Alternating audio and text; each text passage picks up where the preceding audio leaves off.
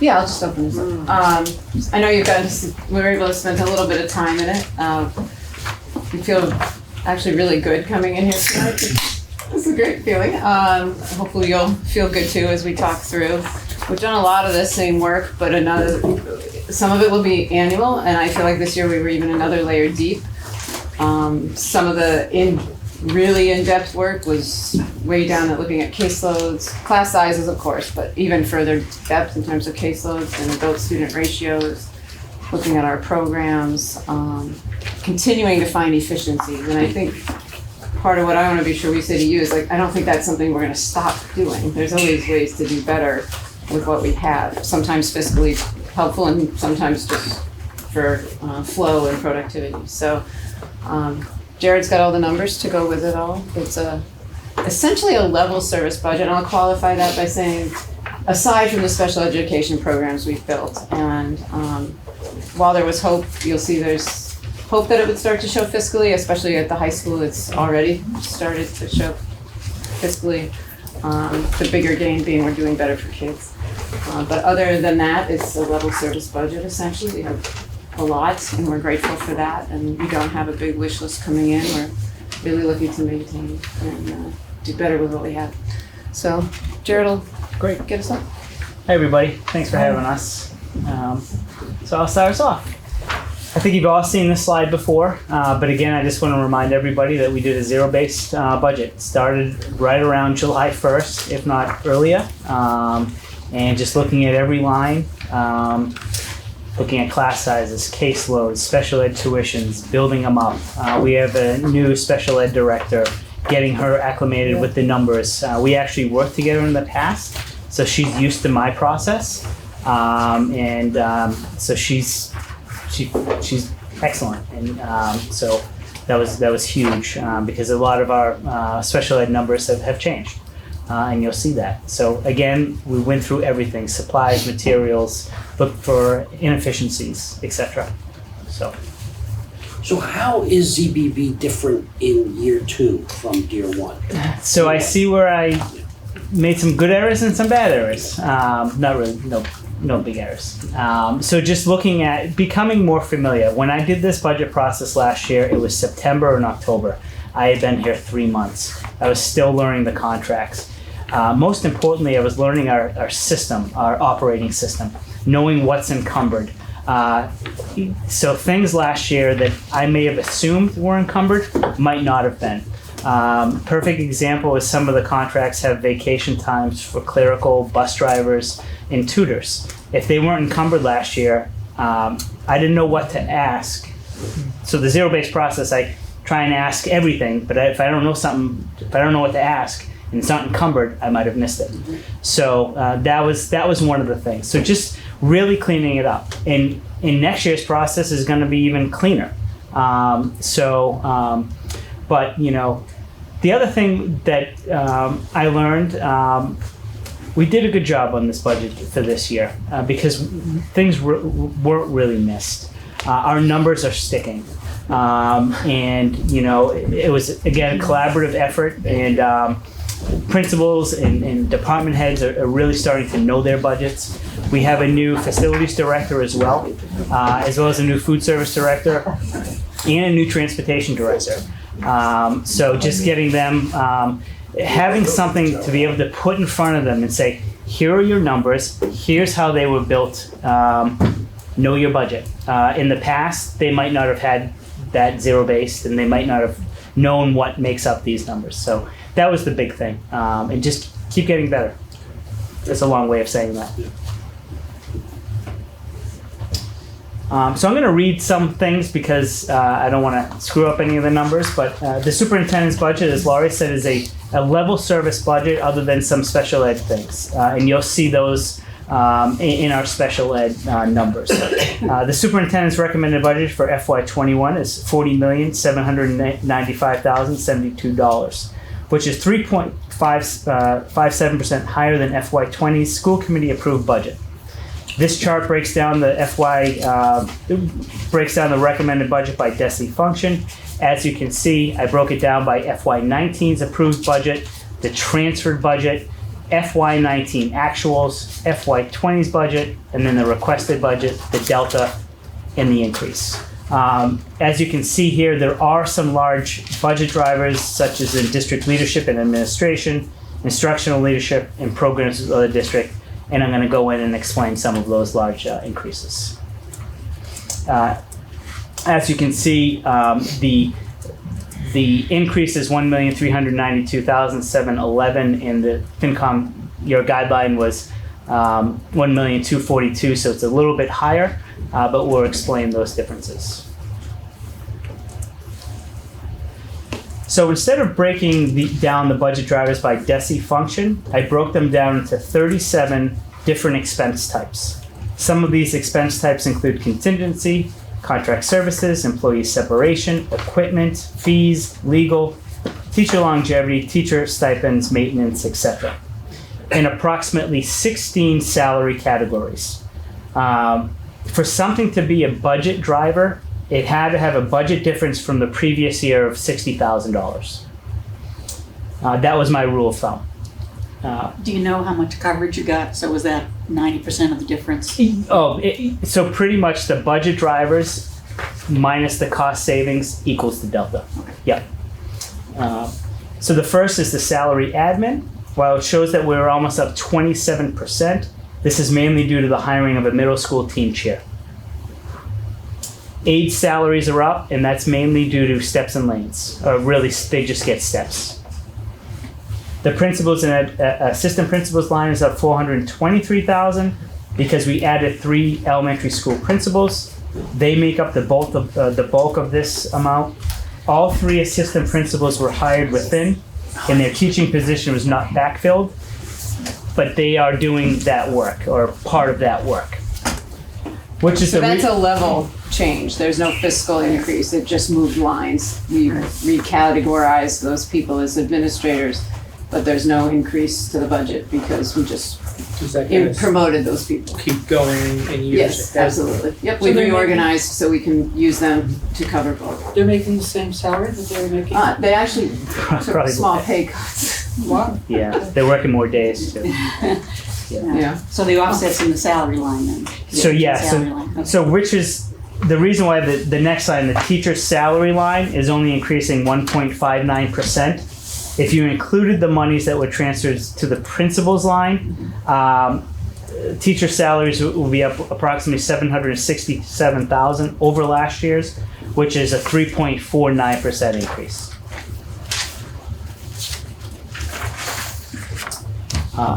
Like aides, tutors are mainly increased due to steps. As part of our 10-year bus replacement cycle, we're requesting 2 new bus leases for next year. Special education tuitions are showing an increase of almost $312,711, but that is actually misleading. We are currently projecting 7 less students than we currently have, but our circuit breaker revolving account offset is $299,000 less than we had in FY20. There are mainly 2 reasons for this. Number 1, less kids are going out, so less reimbursement from the state. And last year, if you remember, you probably don't, but last year when I built this budget, we assumed that we were going to have $150,000 left over in FY19 to offset FY20 tuitions. So I don't anticipate us to have a carryover at this time for next year. So if you add the 150 as well as the reduced state aid, that makes up the difference. Utilities, as you know, are quite unpredictable. The increase is more in line with FY19 actuals than FY20 budgeted. It's sort of a market, it's sort of a correction, but we're also budgeting 2 years ahead, and I also didn't go through a winter here. So I didn't know what our true utility costs were, what offsets we have, so I requested a 10% increase. We're also keeping a close eye on FY20's numbers. Hopefully we have a mild winter again, and hopefully these utilities sort of set me going forward in what I'm going to project for the next 20 years that I'm here. if you'll have me. So overall, I have 33 years left. I think. So overall, our budget drivers, long time. Budget drivers are going up, or are driving about 1,546,330. 38, right? Yeah. Oh, Exactly. My eyes are going. My eyes are going. So to offset the budget drivers, we identified 234,574 in cost savings. Our contract services are decreasing 166,769, but between special ed and maintenance, we are actually down 258,891 in those two categories of expense type. In both departments, we're doing more in-house with our own employees. But special education transportation is going up 65,247, and we now have a toner contract district-wide that is a contract service and no longer a supply. So that is going up $26,445, and that is a fixed cost for the next 2.5 years. So that will be the cost unless we add a bunch of printers, which we are not doing. So we will see a reduction in overall supplies due to this toner contract. So the special ed, that's not tuition? That is, what is No, that? this is contract services. And what would that be? So what we've been doing, and we're clearly weaning back from that, is bringing a lot of outside support to kids from different vendors that provide those kinds of things. Because of the capacity we're building with the intensive programs we're creating, we don't need that much we don't need the same amount of outside support. So we're really building our in-house capacity through the people in those programs, and we're really able to pull back from the outside vendors, which is a good thing. In the savings in clerical, that's more of a budget correction and an offset to non-union employees. I just wanted to show that because it is over 60,000. We had no reductions in clerical staff and no additions. So overall, we identified again $234,574 in cost savings. Where's the offset to the salary clerical? Where does that go in another budget? It's another line that is no. It's just that. So when I show the FTEs, they might have been classified last year in a different expense type. Right, but so this is the CPS budget, right? So the 67 is another line in CPS? It's Or it's just some other part of the world? it's sort of non-union salaries. So we have a number of people that are actually split, not necessarily the administration, but our human resources. One of our human resources workers is actually split 4 different ways, and there was a correction. This person was double budgeted last year. So it's not a reclass? It's not a reclass. Okay, that's what Yeah. I'm trying to find out. Okay. Well, right.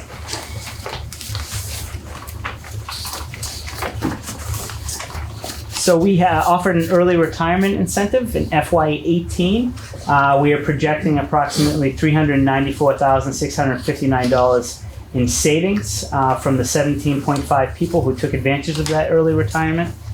So that's not really a savings in this budget, but really it's a savings if these people were still here. The offset on basically the people that came in to replace them, that is the projected savings. So if people hadn't taken advantage of this, your budget would Will be be about 400,000 higher. Yeah. Because of salary? Yeah. Right. Because the severance gets accrued when a long Correct. time ago? Yeah. Okay. So it was a successful. Yeah, that's a lot of money. So one of the things I was asked to do was really do our FTEs and broadcast and show our FTEs. We didn't do that last year per se because the way that I had to figure out a way to classify what a 1.0 FTE is. For a teacher, that's pretty easy. A full load, full pay, that's a 1.0. But our clerical staff, we have 1.0s at 35 hours. We have 1.0s at 40 hours. Our tutors, a 1.0 is 30.75 hours. Some of our tutors work more than that. So the way that this is a one full-time equivalent is for teachers is 40 hours. For clerical, it's 35 hours, and for tutors, it's 30.75. Non-union maintenance, they're all 40 hours. Principals, 40 hours. So this is excluding the 40 employees that are in transportation. Their FTE is a little bit more difficult to figure out. But so we have 375.59 FTEs, about 400 and change bodies. And so what this is showing is FY20 budgeted for each category or each FTE category, the requested budget, and the number of FTEs in each, and then the budget difference. Is this just their salary expense, or is? This is just their salary expense. The health insurance expense is actually covered on the CPS side by the town. So there's 3.5 maintenance guys making They're split. $58,000? Maintenance, correct. Maintenance is split. I don't know what that. So maintenance, their FTEs. So we have 4 maintenance guys, and we have a foreman. We have 3 maintenance, a foreman, and a manager, and they're all split 60-40 Between CPS and the high school. So this is six. So this represents. Yeah, 6 times 60%. 0.6 times 6 equals to 3.6. but it costs It costs $358,000 for that many people in maintenance? I'll break that out, but yeah, that is the obligated cost.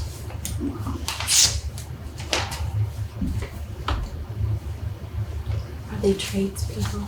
They are. Yes. Yeah. Maybe you should make that. Yeah. They're trades. Okay. yeah. What do they do? So we have not a plumber on staff. We have a Electrician. Electrician. Okay. We have no HVAC. Why am I drawing a blank?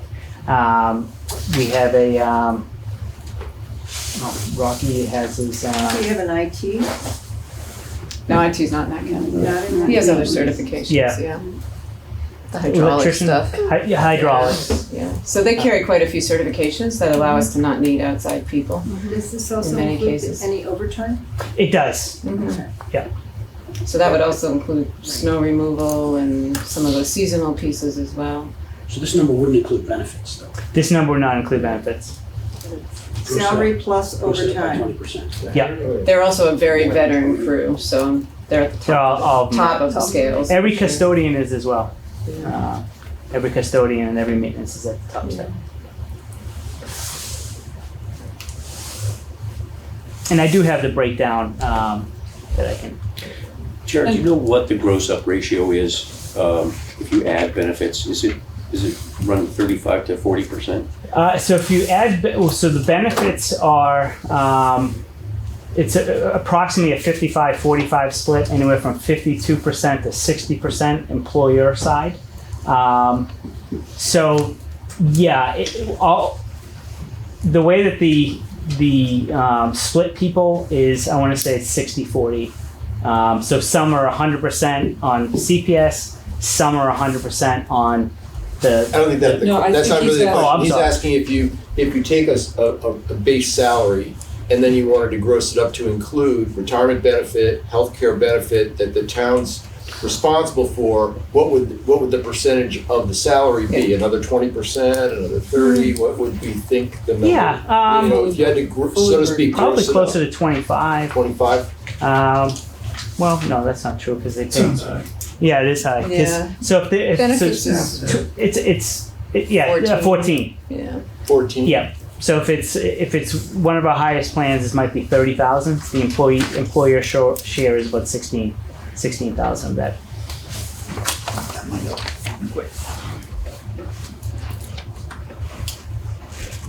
Yeah, it is. Yeah. Thank you. So what is the percentage again? Anywhere from 52% to 60 is the employer. No, I mean. Oh, so it's sorry, I'm getting tongue tied. It's A burden, a labor. 15 to 20% of their salary. Sounds low. So, That's all. It sounds low. That seems low. Yeah. So if it's a teacher making $100,000, Right. it would be 14. If it's a maintenance person making about that 80, includes their retirement benefit and their health Oh. care benefit, you know, whatever. Fully loaded. I think we can pull that for you. Yeah. It's, Okay. That's a lot of deep dive there off the top But of it's our a- heads. You know, we're just trying to kind of get a rough idea. It's not like we want some highly detailed idea, but a rough idea, because when you talk about somebody strictly in terms of their salary, that is not the cost. The Correct. cost We are is- well aware Yeah. because the regional budget's about to come Yeah, up. exactly. So, exactly. So it's, Yes. that's the. We that's all. understand. That's all. We feel it on the regional side. Yes, exactly. Because The it all region, I'm competes. sure, exactly. Yeah, it There all you go. competes. We Yeah. totally understand. Yeah. And this 375 FTE number is compared to what last year? So here's the answer to that. When I arrived, we were not, we were counting, but we weren't equivalent counting. So stipends were getting mixed in, and Jared really needed a year to get it to where we were Yep. truly equivalent. So this is gonna have to be the baseline, and we're gonna be able to compare it going forward. It just wasn't kept on the books in a way that allowed you to do that year-to-year growth. Is the benchmarking data on the Gov? Yeah, wait, Clear we're Gov. coming. Do they use We're- FTEs? Or do they did in ours. Okay, So okay. they were 2018. Right, I understand, but They're they use your- FTEs, they don't use number of They use FTEs. people, they use Yep. FTEs. Do they pull their FTE data from DESI and just Yeah, it's what we repackage it, give them. basically? So whatever we've been providing to DESI should be some kind of, there should be year-over-year comparatives. Correct. There are. I But- think in the precision we're looking for, we needed to do some work within the books to make sure that as we shared them with you, we felt completely sure they were equivalent. Right. Yeah. Certainly people were categorized and there were numbers of people, but we needed to do another layer deeper. So how does this number map to the way you would report to DESI? Is it close? Is it, within? It's close. Yeah. It's close. There's a lot more fine tuning in these numbers, especially, teacher stipends. Certain things were really swinging it a bit. I don't think it altered the head count in terms of what was going to DESI as to the number of teachers in classrooms and some of those huge categories, but we really wanted it much more precise. There's a footnote on ClearGov that says there Yeah. may be Yeah. differences. Yeah. See, I'm And different district to district, they don't look to make sure it's equivalent, so it's tricky. I'm when it comes to FTEs, I'm really tight. That's why you're seeing 42.31. Yeah. So next year, if I bring to you aides, 43.11, and somebody asks me what's the 0.8 difference, I'm going to be able to tell you. So that's if I compare it to last year, it might be a little difficult, but I literally go to the 10th, and I'll be able to answer that next year. But Laura, you said it pretty much the service level is flat, so we're not looking at a budget with a lot of new headcount. You are not. If anything, because when you zero base and you're constantly reflecting on class size and things like that, we've actually pulled a couple positions out because we don't have the student numbers to justify them. That doesn't mean something won't happen in the spring and I have to go to the contingency to put them back, but we did do that layer of work. So. 2 years ago, the Finance Committee asked the town manager to start, to resume collecting data on residents of our employees. Yes. Which bears on our whole understanding of sustainability in town. Are those data that you would be able to give us at some point? Certainly, we certainly have. I know affordable housing asked for them at one point. We certainly can pull that. Okay, Yeah, that would absolutely. be of interest to us. Sure.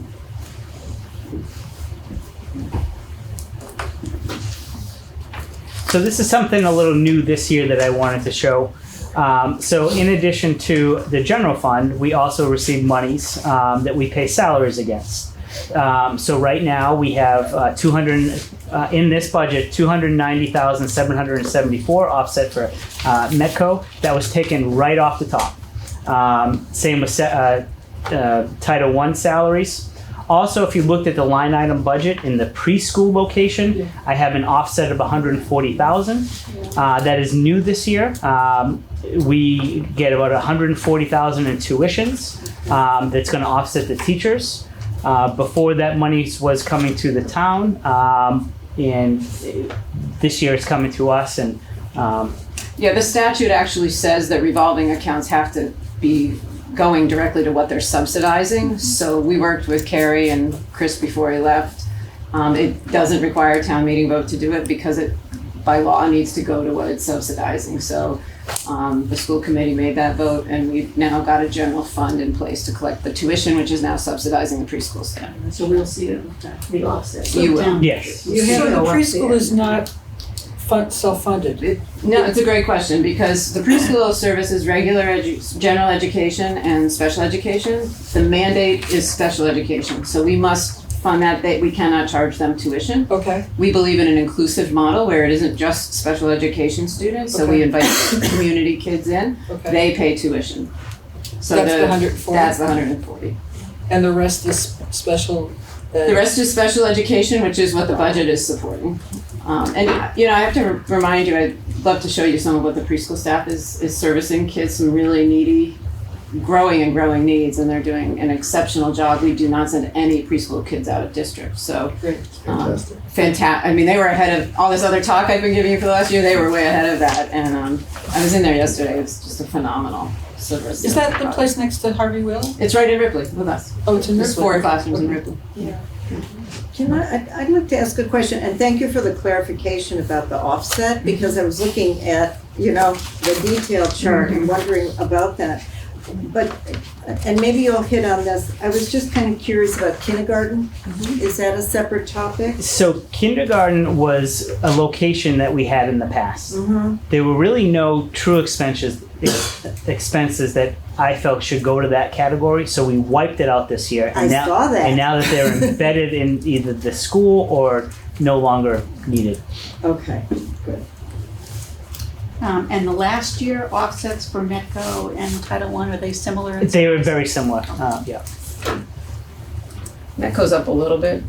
We'll see if that holds conservatively, assuming level funding. Yeah.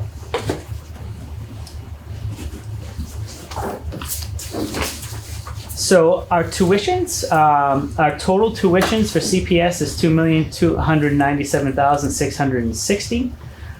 So I wanted to show how much is non-public and how much is collaborative. Those are the only 2 lines that we have tuitions in. And then there's the offset circuit breaker, that's an estimated amount, and IDEA, level funded IDEA. And so you can see the asterisk down at the bottom. We had an offset of circuit breaker alone last year of $950,000. So that's the 300,000 right there. Real difference in programs with other districts. Why'd that go down like that? Because of our tuitions are going down. Fewer students. Yeah, so about 150. So that's the 7 reduction in. That's the headcount. yeah. So about 150 of that is circuit breaker, and the other 150 is what we reserved last year to pay for this budget that we won't have. What are non-public tuitions? So we belong to a collaborative case. So they're really anything outside of that. There seems to be most of it's outside of that. Yeah, Right. so the collaboratives are districts that join together and create special education programming with the intent of Yeah, I'm familiar with generally. CASE, but Right, this so other thing, the private day programs generally, couple residential, are usually a more intense service for Something kids who that need CASE more. can't. Exactly, okay. Carl, exactly. So Jared, sorry, Sure. so at the high school, if I look at the sped all together, this is just what you're paying outside, right? So the 2.3 million, that's what you're paying other. At CPS, yes. Okay, I'm sorry. Yep. At CPS, that's what you're paying other schools. But then if you look at it all together, you have what you're paying them plus what you're paying for teachers and so forth, right? Oh, yeah. So is it flat? Or is it, we had thought there were Yep. gonna be savings, so do I Yep. see savings in the Right. CPS budget? We or are is it starting to going see up? savings. Okay. There was an output to create the programs. There definitely was.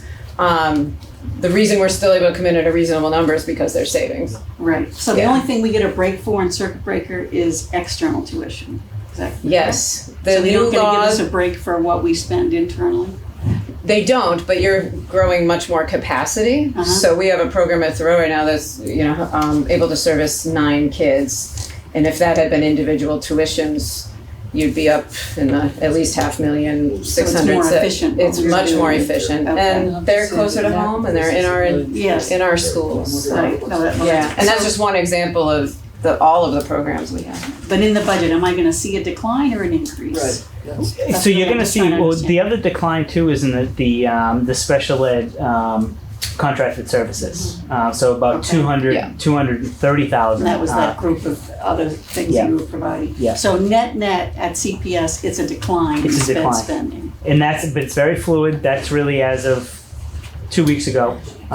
Whenever we share out of district numbers, we it could change in add a day. as of today, because we don't know always what's going to happen Right, next if someone's a gonna come child to you moves and in. say, okay. Yeah, I mean, the goal of the program is really the long term. We're building so much less risk opportunity here because we have so many more options for kids that we didn't have before. That when someone moves in, our first attempt will be in these programs if the IEP says, unless there's a reason we can't even try it. So the risk mitigation is pretty significant now that we've got a lot of options. It's really going to be a severe child that we can't serve. So is there a similar kind of emphasis within the CASE program to build Yes, more I'm capacity to keep all the CASE collaborators from having to go to the So non-public? that's a great question, Dean. I'm on the board, and part of what CASE is struggling with is that their enrollments are down because all the districts are building programs, and they're needing to relook at their service response and realize they need to continue to build more significant programs for the kids we can't maintain. So you're completely right, the trickle down is there. I want to go back to a question or a comment you made at the last meeting about the cost. It's 690-something thousand just for transportation. Right. Is that to go to CASE locations? Is it to go to, do you have to have special buses? to It's pick up anyone who's students? not on the regular big bus going to our schools. So it's any of those private schools that they need to Okay. go to, wherever they are. Yep, If it's CASE, they're more local, not necessarily in Concord, but certainly more local. We also will put any in-district special needs students that can't ride a regular bus. Preschool is a big piece of that yeah. pie. But then there are some other kids that maybe can't ride the regular bus for physical or other reasons. We have a couple that, because they're in one district and the special intensive program is at the other school, we gotta bus them across town. Yeah, So it's a little bit of all of So that. being part of the CASE collaborative, there's no reimbursement associated with that transportation? No, what it does as a member district, we're part of a pretty complicated formula that weights the distance kids are going and how many kids are on the van, and ultimately we save. We pay based on our numbers on a certain date 2 years prior, and then it gets all balanced out. I've had to learn it it's complicated. I wouldn't want to try to teach it to you. What it does give us with the funding formula that CASE has adopted, as approved by the boards and school committees of the districts that belong, is that there's a lot of room to be able to manage costs, because if you had a child this year, it's a cost 2 years later, and you know and can budget for it, and one child that needs to go, I don't have an immediate unpredicted expense to manage, so. But there's no reimbursement from the state? So the Student Opportunity Act passed yesterday, so it looks like there's going to be something coming from that. We still have more details to learn. I haven't been in all the updates I've been getting since yesterday, but it was on that to become part of the circuit breaker reimbursement. Great. So there's hope, yes. Yeah. Is the idea grant tied to something or what? Federal That's special federal. education. And does it change if we go down or? No, that's No. a entitlement grant, so it's Okay. essentially based on our demographics and free and reduced lunch enrollments and some of those, for us, pretty static numbers. As I recall, like a single student going out of district can be over $300,000. 200-ish, Yeah. depending on the need. If it's severe and we end up with a residential placement, certainly. Yeah. How far do they go to out of district? It depends on the need and the program. You say Revere, or did I hear that? Sure, we have some up on the North Shore. Some. It all depends. Obviously- Every day they have to go. Yeah. There's a limit to how long you want them on the van. Obviously, usually the rule of thumb is an hour. So, yeah. Hence again, the more kids we can keep here, the better for Yeah, them. the more the Yeah. case can handle. And that too. I'm confused. When we're looking at this slide, I thought I heard you say that this isn't much different than last year. Did I hear that correctly? So this right here, it's, what's that? Yeah, it's, so not really. Well, it is, but the offsets are 300 less. So it's pretty much the same, but the offsets are 300 less. Which That is is why why in your it's budget going up driver- 300,000. Because I'm going back to your budget driver slide, which Yeah. shows a $300,000 bump up. Right. Okay, so actually, I could say sped is costing $300,000 more this year. You Could I could, but say it that? also But it's offset. because of offsets. Yeah. Correct. Okay. Yep. Okay, But the contract services are going down 230. got it. Yeah. Okay. So it's pretty flat then. It's pretty flat. Yeah. And the whole thing about prepaying sped, Mhm. is that tied up with this somewhere? or So, is that- if we have monies at the end of the year, Right. you're allowed to prepay special ed tuitions. Right, and you did that, right, for $500,000? So Correct. what year was that? So we did it at CPS at least the last 2 years. And then the high school, we did it last year as well. Okay, and so how does that play into? It doesn't play into these numbers, it Okay. plays into FY20s. We're hoping that I'll be able to, in theory, take the monies that we prepaid for tuitions and either prepay again this year because I'll have that savings or roll it over into circuit breaker revolving account. Okay, and you prepay it if you have underspending somewhere, or where do the money? Like contingencies, a lot of times, even in our, equipment and supplies. Yeah, you so have- somewhere in the budget you come up Yeah, with. because we have all these encumbrances so you think the money's gonna be spent and then, come, June 15th or June 1st, oh, we don't need that, and they liquidate it. Right. And we can't just start spending all that money. Right. So we're doing a better job of reviewing. We shouldn't just start spending all that. No, we shouldn't. Right. But we're doing a good job of, if I look at a PO that had an encumbrance July 1st and it is now December 15th and nothing has been spent, I'm going to contact that person and say, are you spending it? If not, we're liquidating it. Right, Yeah. okay. Okay, so the 2021 budget number doesn't reflect any carryover or anything like that. That happens when you wash out your actual group. Correct. Okay. Yeah. So is this the primary area that if you find budget savings by the end of your fiscal, you would you would forward this money in these accounts for special ed? That's the primary thing you would Correct. do with Yeah, money that absolutely. might be found. This is where the Yeah. big dollars are Yeah. for It that is, kind of an yeah. item. It's really the only thing you really should be prepaying. Okay. Auditors look for that. Yeah. So, yeah. Okay. So I just wanted to show, as of 8 days ago, we had 27 students out of Sped district. director's like, you put those up, you tell them what day it was. 8 days ago. And Timestamp. yeah, We need a date on this. and as of 8 days ago, we are projecting 20 students for FY21. That's great. It's gone down. Really good. Yeah, that's Yep. Yeah. So where could that be, say, in 3 years? Any idea? Oh, I don't know if I should guess out. I do think I can see how much. Be lower? It will be lower because what I know of the kids that are out of district, bringing them back is a very different thing than keeping them in to start with. And just in knowing what we've done instructionally, and now with these intensive programs, it's going, as those kids either come back or age Or up, age out, yeah. that number is going to keep going down. Just, comparatively in my prior district of the same size, if we put the region and the CPS together, we were at about, a high year was 40 kids out of district. So we've got room to keep going, I think, based on the needs of the kids, obviously. But What's the age threshold on the high end after high school? 22. 22. Yeah, we're going to talk about that when we get to high school, because we've been doing some real exciting work with our 18 to 22-year-olds. Okay. Yeah. What's your frame of reference from the 27, say 10 years ago? Did you ever look at that? Not that far back. There definitely have been a pattern of more kids going out of district, I think. But it was slow, and it came under a different leadership approach, I think, and the readiness has been fantastic in terms of teacher responsiveness and family responsiveness. Family, Yeah. Families prefer it? Some, yes, we've had some say, if you've built that, we're coming.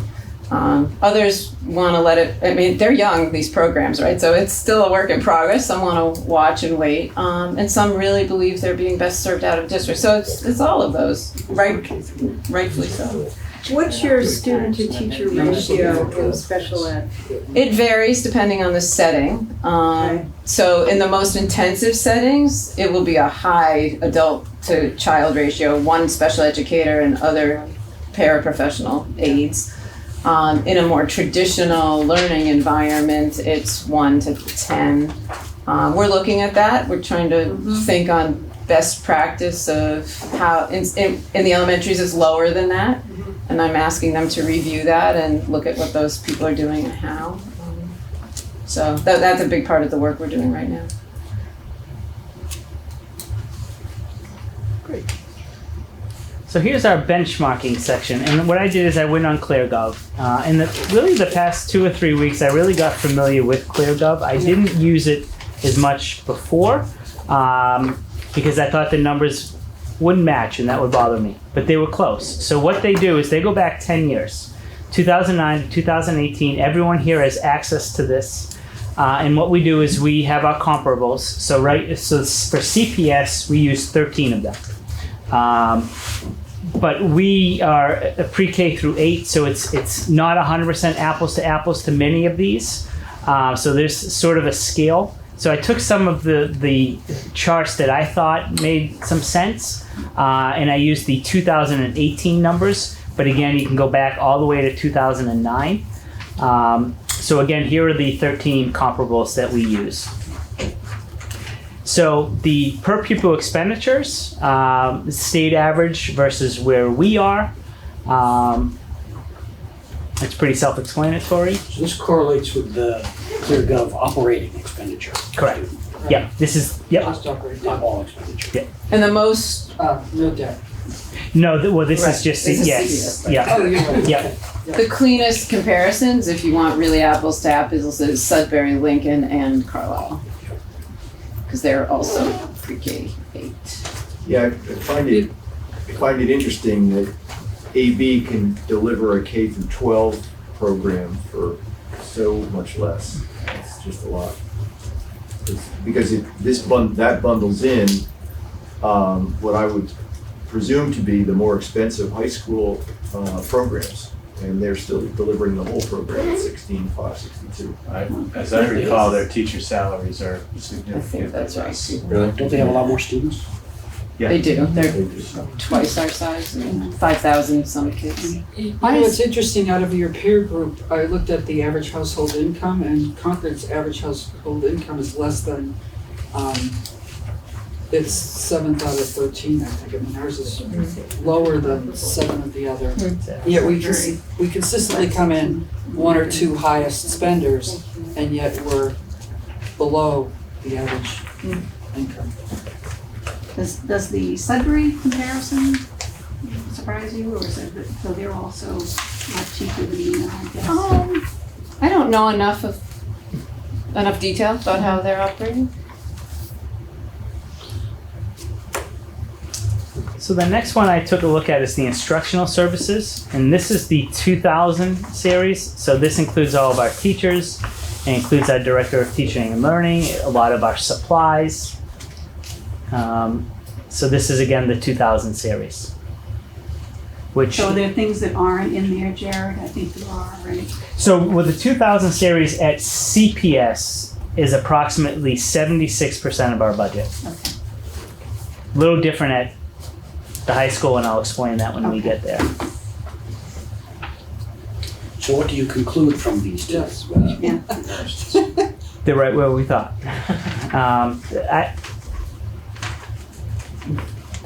Yeah, we're on the higher end. We're not the highest.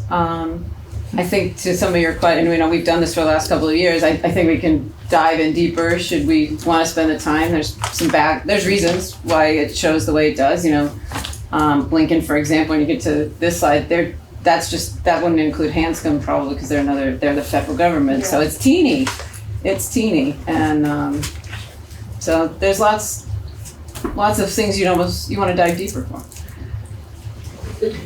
And the other thing is also what people are recording their 2000 series as. Correct. So there's That's a challenge. sometimes, I know a lot of times the things that could be in the 100s, which is the administration, are charged to the 2s to make the 100s look better, and vice versa. Usually it's the moving people out of the 1000 series, not the 100s. But it's not all, these are not 100% apples to apples. There are things that we may charge to the 2000 series that other people may charge to different ones. Yeah. If you remember my previous presentation, the technology piece, districts didn't know where to charge technology. So one district might charge it to, all fixed assets, and others might charge it now to the 1000s. So this gives a good snapshot, but it's not 100%. So I'm jumping ahead a little bit to the next chart. How can Newton have so many more FTEs and yet a lower instructional services per student number? And it's probably some of that. Correct. Yep. That could be a theory. Yep. It's why the chart of accounts changes all the time because Desi looks and says, wait a minute, we don't have apples to apples here, we gotta give them more direction. Is that something the auditor would comment on? Would the auditor say, you're putting it here and you should put it there? Well, some of it's open to interpretation, that's the thing. So yes, so when we get our end of year report audited and we get findings if things are in the wrong place. Our person who does it, Ian Rames, is amazing at it. In fact, we didn't have any findings last year. Wasn't he the auditor we hired? Yeah. He's, yeah. So our numbers are extremely tight. One of the things that we are doing though is we're updating our chart of accounts. It's going to be a big job, but we also have what we call a crosswalk. So we have what is in our current chart of accounts, and then we have a crosswalk when we're doing the report. And if something is is different from what is in our general fund, we change it due to the crosswalk, and we give the auditors our crosswalk, and that's how they look at it. And do they evaluate your crosswalk? Oh, absolutely. Or comment on it? They know it by now. They know ours, but yes, Desi is trying to improve the interpretation part, especially for technology. So it's going to keep getting tighter, but they're going to keep changing it. Every year they change it. I'm not going to ask you to defend this, but this is 2018 data, and we're showing 351, and we have 375 for FY21, which is a big jump. Yep. Especially in light of basically an even school population, relatively even school population. But you've explained that this number is done in a different way. It's an older number. It's from 2018, but it's still kind of alarming. And I just thought I'd point it out. It's 24 heads. I would say we're over 3 years. I know. I would even say we have less. So who knows if when they look at the 2019 numbers, that might show 345. And it's just the way that, maybe I'll try and figure out how our numbers, they're reporting the FTEs. But, yeah. Okay. Yeah. As I said, I'm not going to. Sure. The only additions we've made is special ed, and knowing what else has happened, I'd be surprised that it turned into a delta plus 20. Well, since 2018, I think you added French, but it could be that might. I mean, not French, Spanish in the elementary. That's only 3 people, though. Well, it's not 25. It's 24. Anyway, it'd be interesting to try to track it back. I'm not, as I said, I'm not going to ask you to defend it because it's different data sets. Right. And,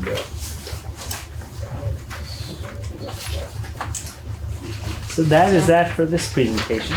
So when you, given you would often talk about the labor costs, and the benefits that get negotiated in the contracts from the majority of what we're looking at here in the budget.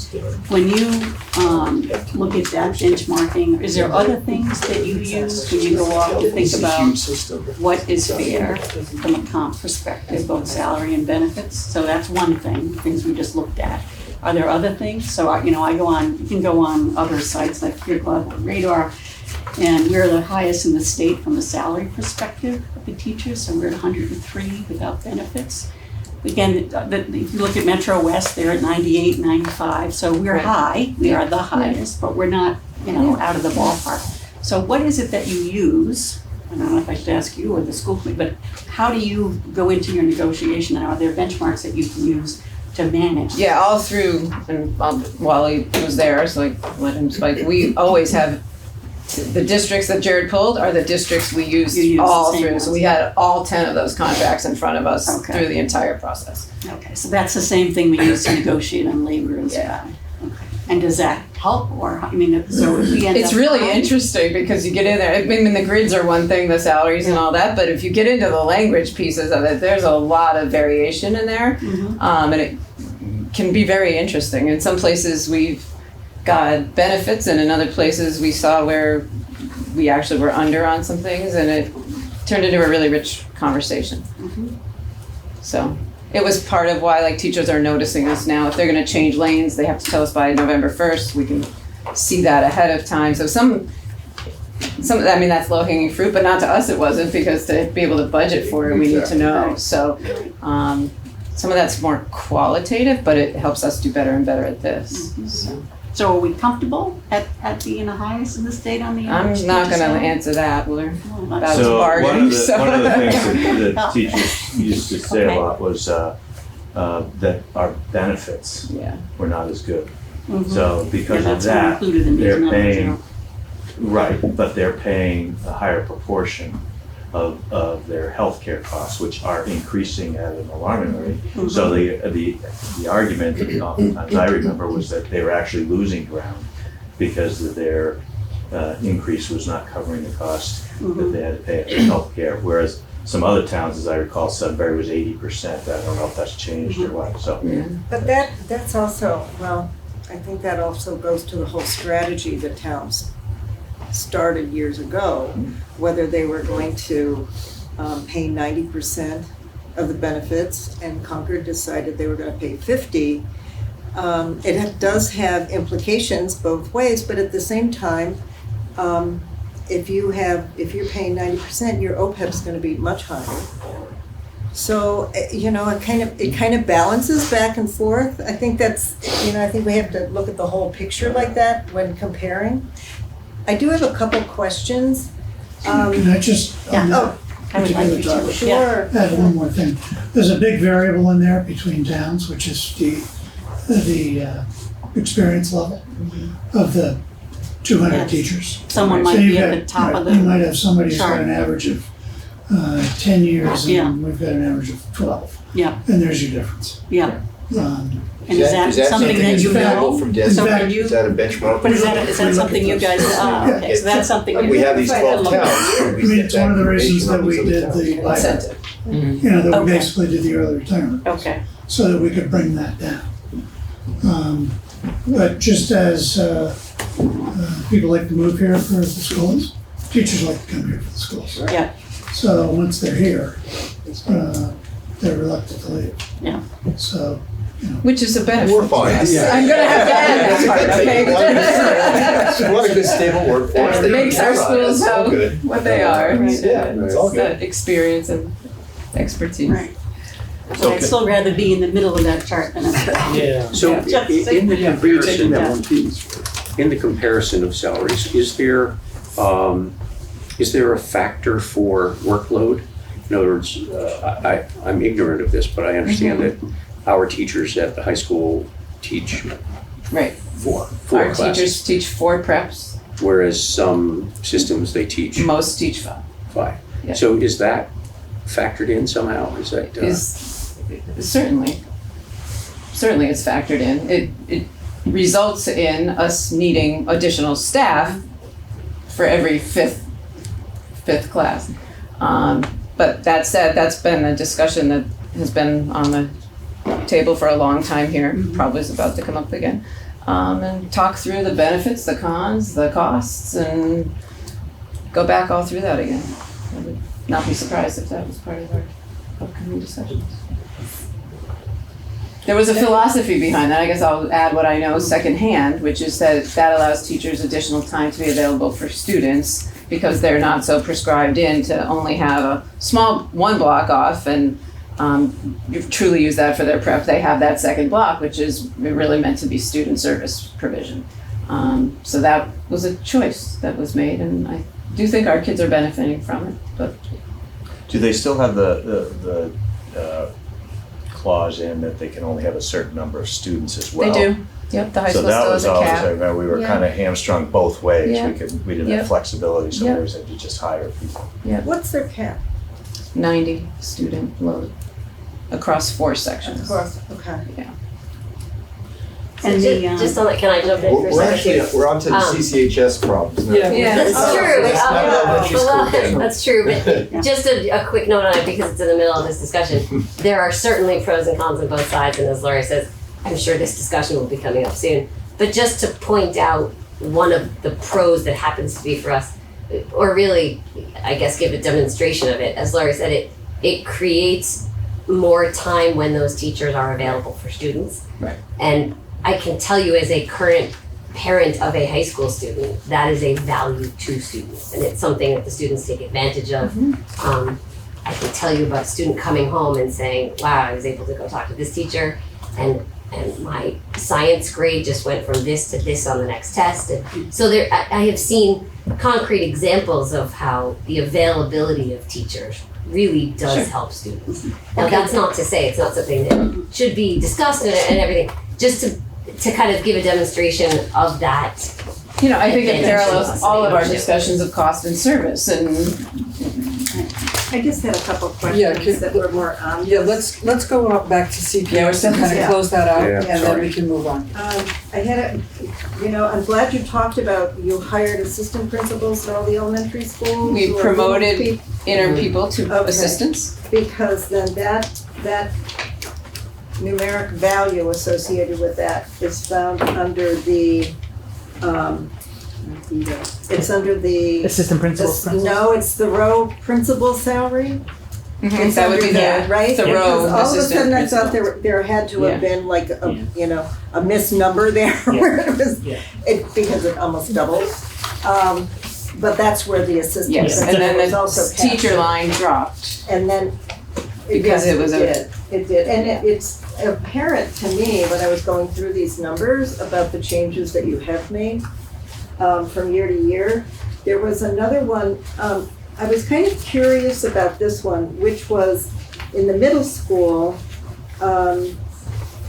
the guidance counselor salary was eliminated, but the middle school guidance salary was increased. And I was wondering, did you go from having a specific person to just then broadening the work of the guidance department?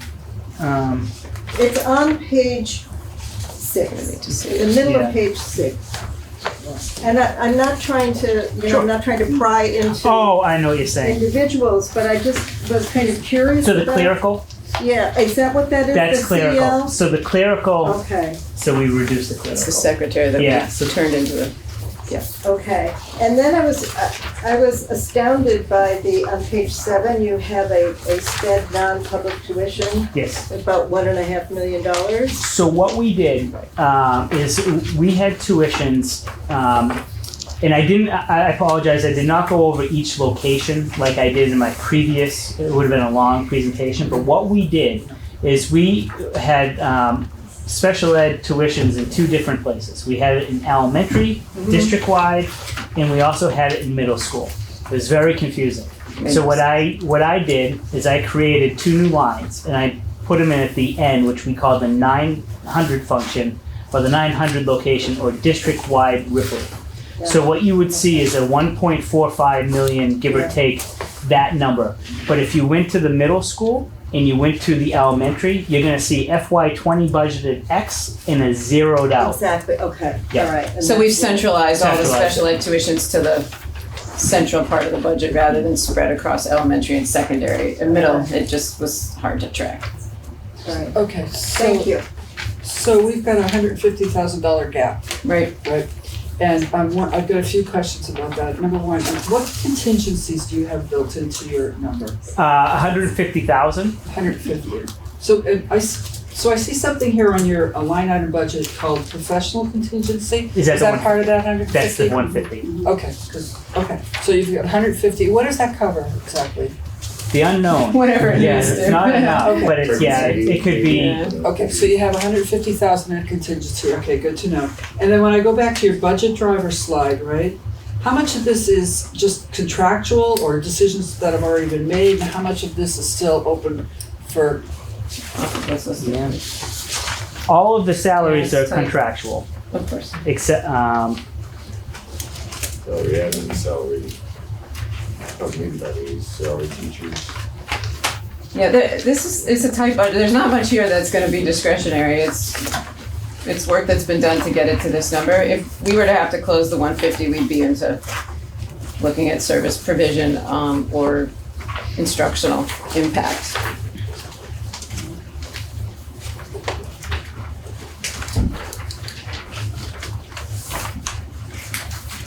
I got a question about capital. I saw that you have 900,000 in the town manager's budget. Is that enough?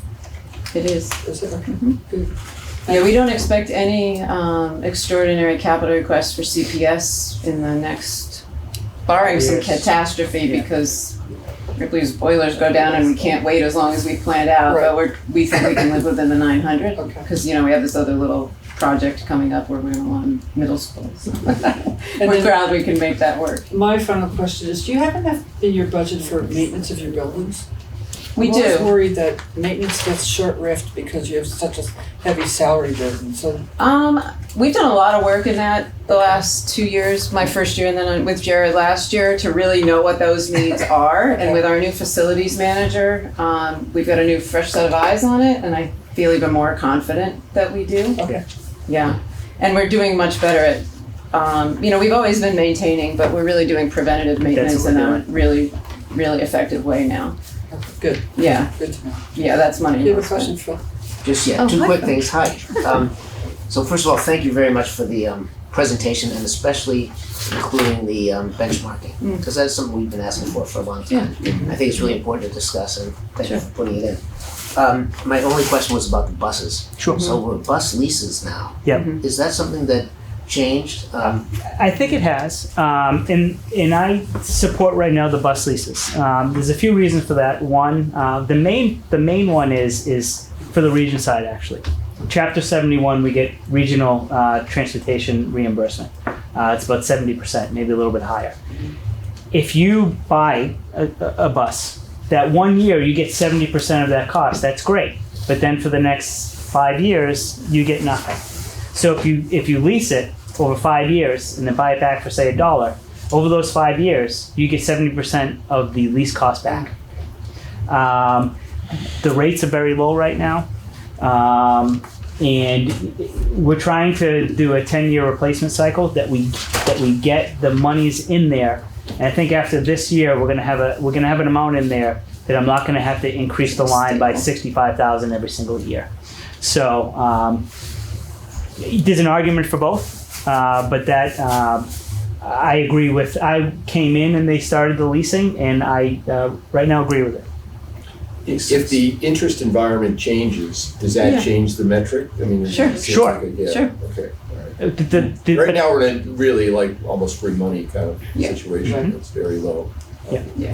Especially for municipal clients. Right, What's the length of time for your leases? Is it 5 years. 5 years? So in your strategy going forward, are you also looking at the leasing? I know we talked about electric buses before. Yeah. And how that 5-year window fits in with that? Well, right now the electric buses are about 4 times the amount, so those have to come down quite a bit to be really included in our plan. Would you get 70% of those? We will. back? We would. It's So, but if I had to probably pay 400,000 Yeah, yeah. compared to 100,000, Right. it's all relative, yeah. Mhm. But yeah, hopefully those will go down as technology gets better and they become So a more. 5-year lease is actually a better approach than a 10-year buy. For Well, we now. still For have now, the bus. for now. Well, you'll. And we own last it. 5 And we years own the after you buy buses. it, We own, You're yeah. still gonna have the bus. Yeah, it's lease to They own. own it. It's leased. Oh, it is leased to Yeah. own. Yeah, yeah. They own it. Sorry, yep. Phil, Because by did you the, have- did you have another question? No, that was it. Question, a couple of questions. What, the salary teachers' increase cost is based on what percentage increase COLA did they get? so we're currently in a negotiation. So I rolled everybody up. Okay, So We're right bargaining now, salaries this year. okay. By how much? What did you? So what did you- use? what did you use use? for COLA? that really wouldn't be bargaining in good faith. Okay. Well, We can't, Yeah. we can't give They a don't wanna number tell us. That's Yeah. why we got it. here if we're That's about to fair go enough. That's fair negotiate. enough. fair enough. And Yeah. what did they have in last year? So they had, so we have 16 steps. Yeah. The first 15, 2.5, and the last step was 2.75. Got it. And that is probably worth pointing out here. That's the number that the high school was at Yeah. for this year. We've been off a year with CPS versus regional contracts. We made a decision in this past negotiation with CTA to start to line those up. So this year, we will be negotiating new COLAs with both the CTA and the CCTA. Whereas in the past, we would have done CTA last year, and then we'd be doing this year. And one of the things that happens when you do that is you just keep pointing at the past year. Right. We all do. We do, and they do. And there's really hardly a good opportunity to have a discussion about what the circumstances are that would lead to a different COLA than where the previous contract was. So it's, not only are you comparing COLAs to other communities that you're in your peer group, you're comparing COLAs to teachers across town. So we're trying to avoid that, and this will be an interesting process this year. The CTA contract is negotiated for everything but stipends and the salaries, which we're going to do this year. Then we'll have 3-year contracts on both. So this is the first time that we will dovetail since I've been on the committee, and I think it's been a while since we dovetailed. Yeah. So, we'll see how this year goes. It's new for everybody. I think once we get on this schedule, subsequent contract negotiations, I think will be affected more than this one by that, but I think it's an opportunity for us as a community to get them on the same So without, timescale. thank you, without disclosing something that would affect you in your negotiations. So we've spent time looking at this sustainable growth rate, which may not be perfect, it's something we're working through, but one of our hopes was that that's something that could help you in your negotiation of something like COLA. So I guess I'm hoping that's the case. Peter, did you have more questions? Yes, so just trying to understand the budget driver for 21, if like for like, you had the principals or assistant principals, it would be an increase of 767,000, Yep, which equates to a 3.5 roughly 7%, yep. percent increase, right? Correct. Okay, so, and salaries make up 75% of our budget. So we're looking at 3.5% for a budget for the majority of the budget, right? I mean, that's just the reality. That even if you keep everything else level, every year, you're gonna have that kind of, you're gonna have a little bit less than that, because you'll have 25% at fixed cost, but we know that doesn't stay. So, let me just say, when we look at a middle school and elementary school budget, 3.5% at a nominal COLA of 2.5, maybe it goes down, maybe it goes up. But that, when we talk about our sustainability and what's reality, that's reality. Well, unsustainability is reality too, just things are not sustainable, that's the It's a reality. negotiation, right? Right. It's a negotiation, right? It's not one side, you know, you can come back and say, I mean, it's competitive, right? So that's why you have to look at what the other communities are paying, right? So I get that, but Yeah. it doesn't have to be, you know, 2.5 for COLA or whatever, you know, it's a negotiation, right? You give Sure. up different things on benefits, it's a negotiation. Yeah. I don't think it comes in at 5 or 6% every year. I guess I would think it has to, if that's your argument, Peter, I don't know. No, I was just pointing out that that's what's happening. Yep, Right. it is, well, it's a function of negotiation, right? It's what's been negotiated, right? And I Understood. assume it's what's I competitive. think if you look back historically over the contracts, and we saw a graph of this, they are typically have negotiated between a 2 and 3% COLA, year in to year out.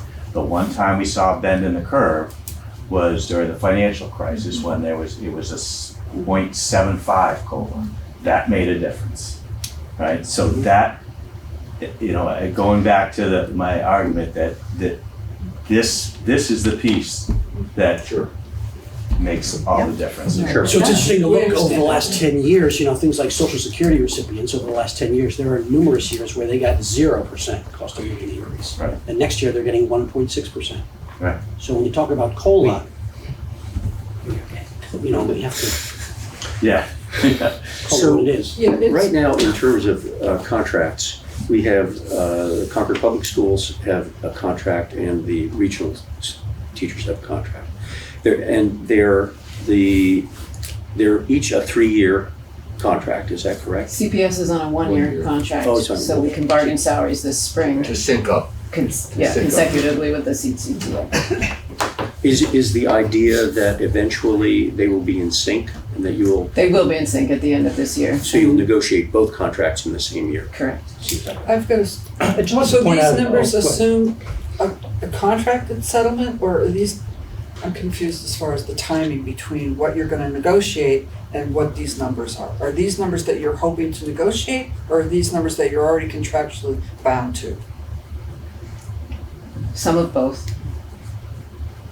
We don't have a contract Right. yet, we're hoping to have a contract, so So you have there's these, placeholders. so you have these placeholders plus some contingency, which Yeah. is, you know, Yeah. your negotiation. Yes. Okay. Does that answer it, Mary? Yes. I want to make sure I understand the math. Can you go pull up the budget function? Sure. Line 2, where, and maybe I'm looking at this wrong or doing it wrong, but line 2 has a delta of 715,000.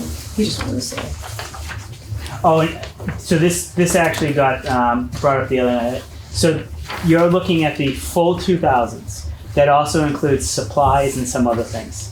So the teachers, you asking, well, why is that not just teachers? Because the teachers are only, if you look at the FTEs, the FTE slide, it gives the amount of how much are for teachers, which is lower than what's in the 2000 series. So if you break out just the teachers, it's an increase of 1.67, but overall, the 2000 series is going up 2.41 because there's supplies, there's other things in the 2000 series. In fact, our admin, the director of teaching and learning, her salary is actually in there, and so is her clerical staff. So that number is higher than just the teachers.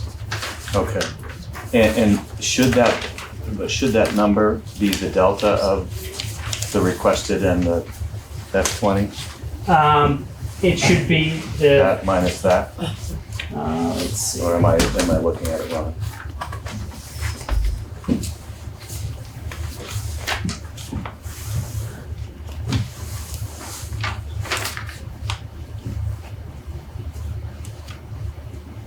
if I look at line 2,000 and I look at the difference, That's big.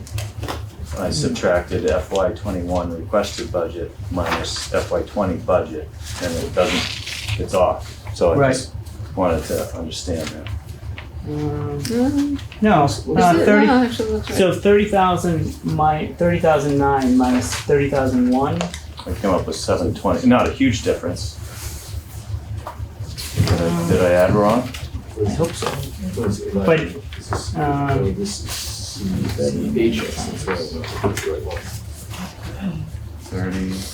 $39,009 643 minus 3181 823.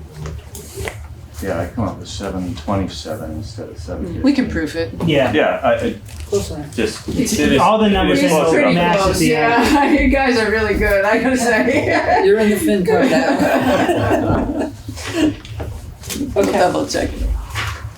okay, I think we've done enough This has about been this. edited a million times, I That's- apologize. So the No, numbers that's, do. I just wanted to make sure. We'll check. Yeah, Okay, let's move on to the high Alright. school, shall we? no calculators.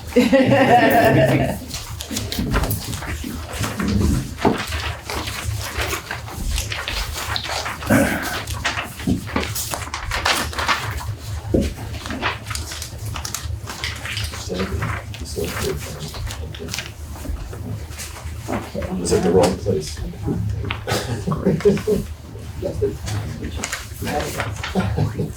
So again, we did the same thing, the zero-based budget. The difference between, as you know, the regional and CPS is we also do the zero-based part of the revenue, health insurance, and some other things that you don't necessarily have to do at the CPS side.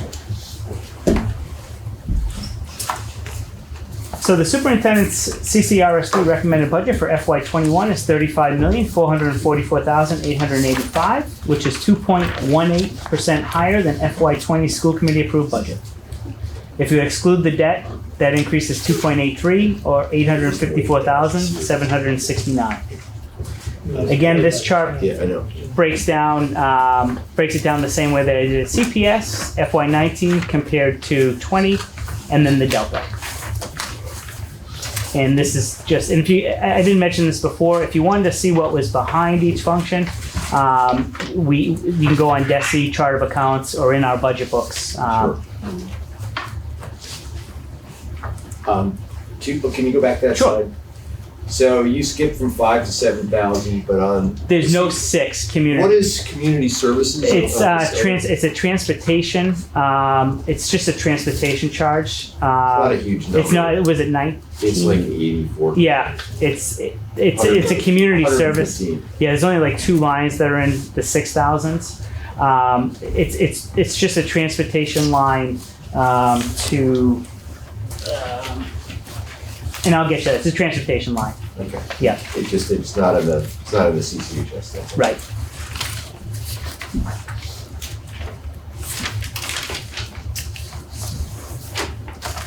So again, instead of breaking down this by DESI function, I broke them down into 48 different budget expense types. There was 37 at the high school. Some of the other ones that we have at the high school include the debt. We have a banking one that's very small, but it didn't really fit into anything else. OPEB. And there's approximately 17 salary categories at the high school. I think there was 16 at the CPS. Again, for something to be a budget driver, it had to have a difference of 60,000 over FY '20s. So the first is guidance. Guidance staff increased 9 FTEs to 10 after the FY '20 budget was formed, but through attrition, the additional FTE and projected steps and lanes are only causing this to go up 61,167. But I just wanted to show that. There's an increase in contract services, but mainly due to the increased amount in special ed transportation and the ink toner contract.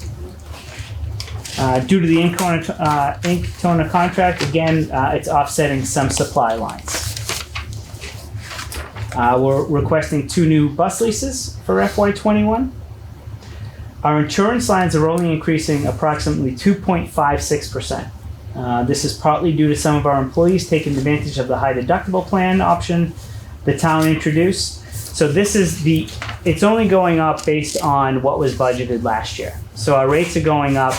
I think we're getting our rates at the end of December, and they're going to go up between 8 and 10%.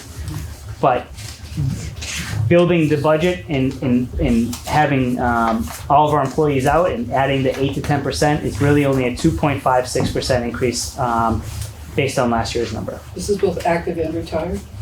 This is both active and retired. Yep. How can that be?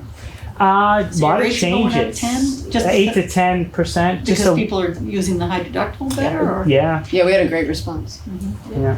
And it's so people. Yeah. It changes all year. Thumbs up over there. Yeah. Yeah, that was. That was carried. Yep. Has it changed? Has the terms changed since the first offer, or are they the same as they've always been? They're the same. Well, actually, no, One they're not person's- the same. No. Because we did, oh my gosh, I'm not even thinking about health insurance. We did add some additional incentives There's a little incentive in there. year 2. So in the first year, we had a better than anticipated migration to the plan, but not great. We did some more analysis, and based on the additional savings, we did add a second round of incentives. Okay. And I think going into fiscal 21, we're not contemplating any additional incentives. What it did was, at least what we saw, I assume you did for the town employees, it just brought a different attention to it, and the unions were very engaged in the conversation this time and really sat and listened and learned, and we were watching our union leadership tell their membership this was good for them. And it really was a very successful process. Yeah, it really was. Thank you, Carrie. Yeah. Yes. It was a painful process. I didn't say it was easy. Didn't say it was easy. So teacher salaries are going up 7.21 based on FY20 budgeted amount. That number does look high, but there's a lot of reasons, but there's a lot of numbers behind that. Last year, in the contingency is where I carried lane changes, if there were any. This year, due to that I know, that's more CPS, but I know they complied to it too. So I know for the most part, I know for the most part what our lane changes are going to be, or at least the obligation that we would have to pay if 100% of our employees had them. Our tutors, so last year we negotiated with our tutors. Our tutors were salary before, they were hourly, and now they are salary. That number does look high, but this was one of the areas last year, and a lot of the hourly employees were very hard for me to predict what they were actually earning, because sometimes their encumbrance was lower than they were actually getting. So each week, truthfully, the budget line would go up. It would drive me nuts. I'd be like, what are their hours? So now I know that I was a little short in my tutor's budget last year. I cut a lot last year. I cut too much. And in addition, we have, so that's about 80,000, give or take, that I might have been a little bit shy. In addition, we have tutors that work after hours, and they get it's called like a homework club. And now we know who's getting that and how much it's going to cost. So at this time, that's our actual projected amount. Can we go back to salary teachers? Sure. Is that an increase in full-time equivalents? Probably a decrease. Yeah, I think it's a decrease. It isn't. We didn't add teachers. It's adjustments for step, lane, COLA, assumptions, all because we're negotiating. So we have fewer people, but the cost is going up by 7.21%? Can you explain any of the other there's a lot of moving pieces in that line. Yeah. Yeah. So obviously steps and lanes. If you take a look at the grid, each grid amount is in a single year is like a 4 to 5% increase.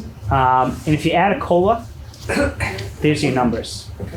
Some of them include over a 10,000%. If they go, say you're looking at a master's 15, step 15, and they go from a Masters 30 that next year, they get a lane change, and they go up to a Masters 30 step 16, that could be upwards of $11,000 or $12,000 increase.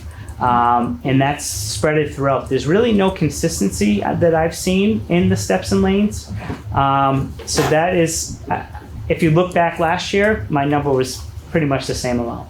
But I want to remind you a little bit that when we reset people who are at the top and we hire low, you're going to see bigger percentages because they're moving up rather than still paying that really big salary.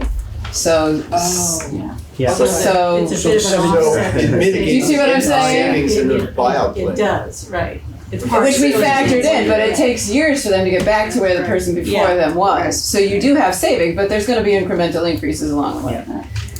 And last year, I knew some of the people that were taking advantage of it because it was the second year of the incentive.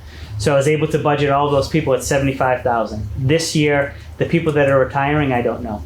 So I have to, in theory, really take educated guesses. But that part we haven't really factored. At CPS, we projected one per building that felt safe. At the high school, we weren't even that comfortable. So we really we haven't guessed at retirements at all at the high school. So it is.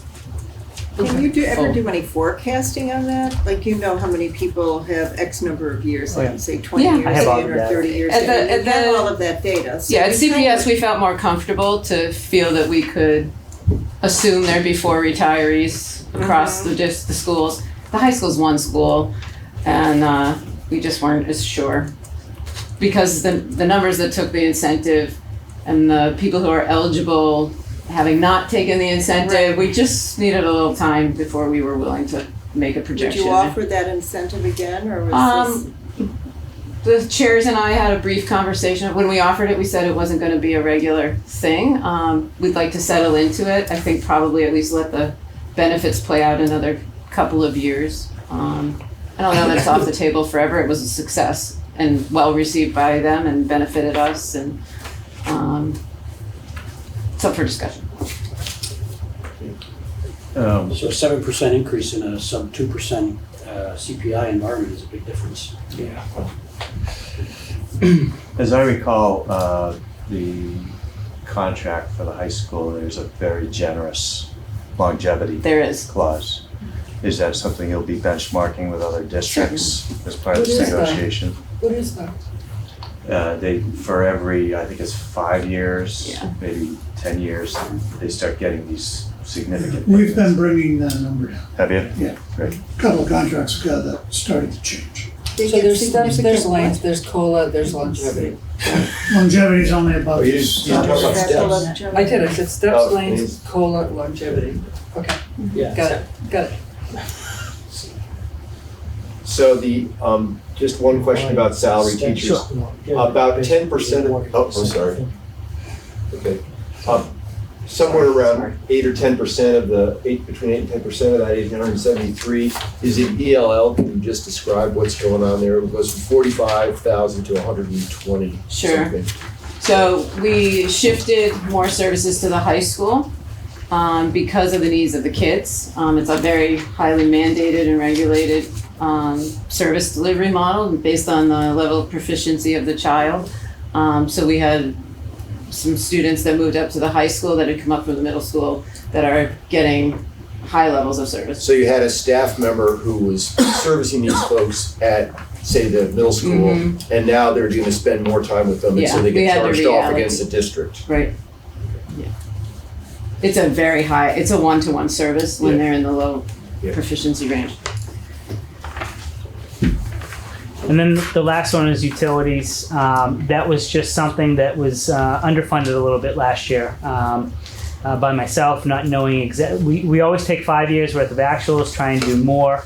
And I'm showing actually FY19's was actually $3K more than FY20 budgeted. So this is a correction. And by utilities, you mean the standard It's sort of heating, gas, water, it's really heating and electricity. And Telephone's pretty much staying the same, and it will go down. I was really surprised at the increase, the projected increase of 40% in heating for next year. Yeah. It's based. I thought we were a LEED certified school. It's if you looked at the actuals, it's not even close to that. So it's a budget correction. Okay. So it's a budget correction. Okay. It's a very high, it's a one-to-one service when they're in the low proficiency range. So That's what it is? Yeah. Okay, because then I also compared it to all the other schools, and the closest one was Ripley with 34% increase, and I Right. figured that's an old building, maybe that deserves a just the- 34% increase, or was that also a correction? Correction. And Ripley has fireplaces.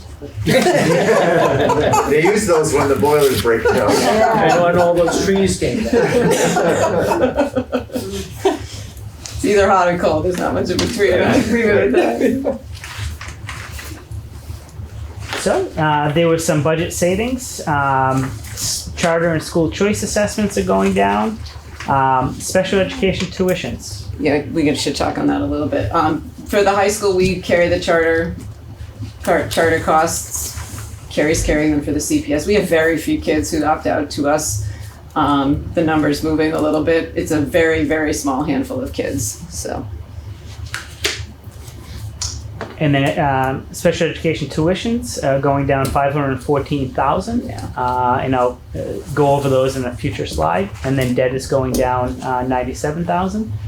So Can I in just total, circle back for 1 second, Please. Karen, on charter schools? So what we're saying is if somebody exercises school choice within K through 8, the town picks up the tab, is that what Yeah. Yeah. Yeah. Okay, so it's sort of, they move off your budget? Is that what happens? So we lose per pupil anything, Right, and then it becomes an assessment to the town for them, when it's a municipal right. based student. We need to carry it for the regional side. Okay. And there's two different formulas. The school choice is a flat per pupil Right. we pay out. Charter has a much more complex formula to it. Yeah. Our kids stay here, it's very few that go. Different discussion in other districts. Sure. right. Don't need those to Yeah. something like Devon's or something. So we have 6 people that took advantage of the early retirement, and we're projecting about $130,000 savings this year.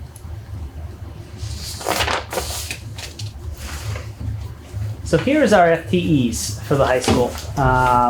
About 203.78 FY20 budgeted versus the requested. So how much is in each category, and then how many FTEs are in each one.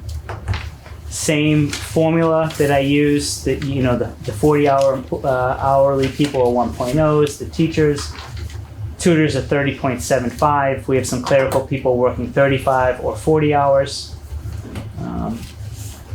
Can I ask you about the athletics? Sure. So we have 2 people? Correct. That is the athletic trainer and is the athletic director. And they make $646,000 across 2 So I took what I did is for athletics I added the coaches in there as well, but there's no FTE for that. So how so many, there's what's coaches. the right FTE? So the two between those two is about 225. 225. Yep. Good catch. So there's 4 1/4? Is that? Yeah.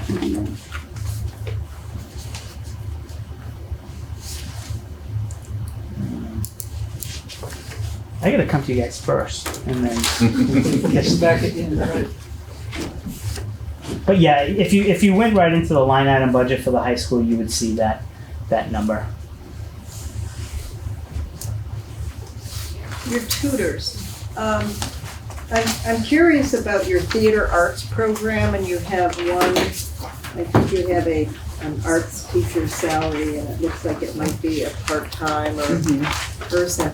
And I'm wondering, we have this big theater, right, and they put on productions, and your budget there is $32,000?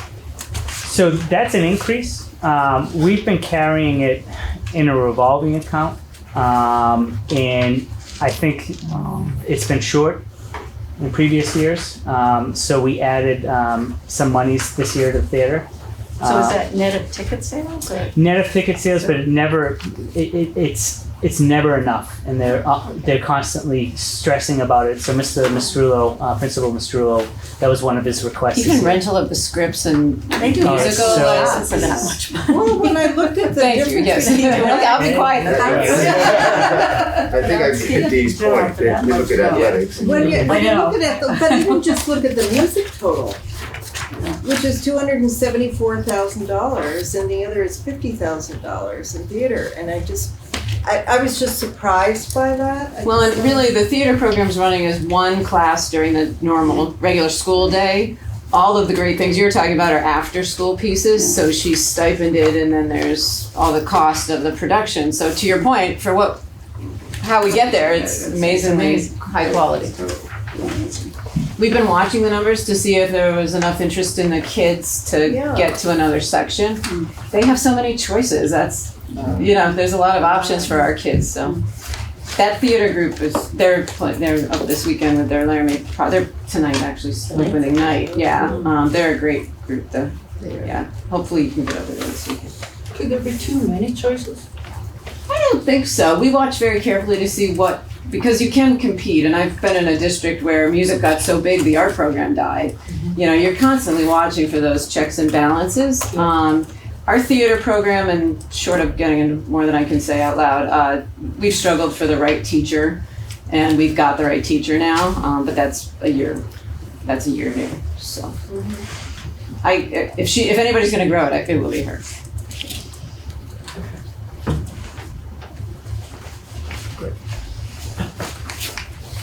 So like CPS, we also have some salary offsets in the grants. Metco, $190,311, and then the campus monitors, $50,000 out of the parking lot revolving account. We have Is that security. where this comes from? Yeah. Yeah. So $50,000. So is that the full amount that you're getting from parking fees, or is that you're just offsetting these monitors? Offsetting 50, and then there's others that. There's other funds in there? Yeah. And does that help with plowing or? Correct. Maintenance. Yeah. We don't really carry a balance year to year, expend it all.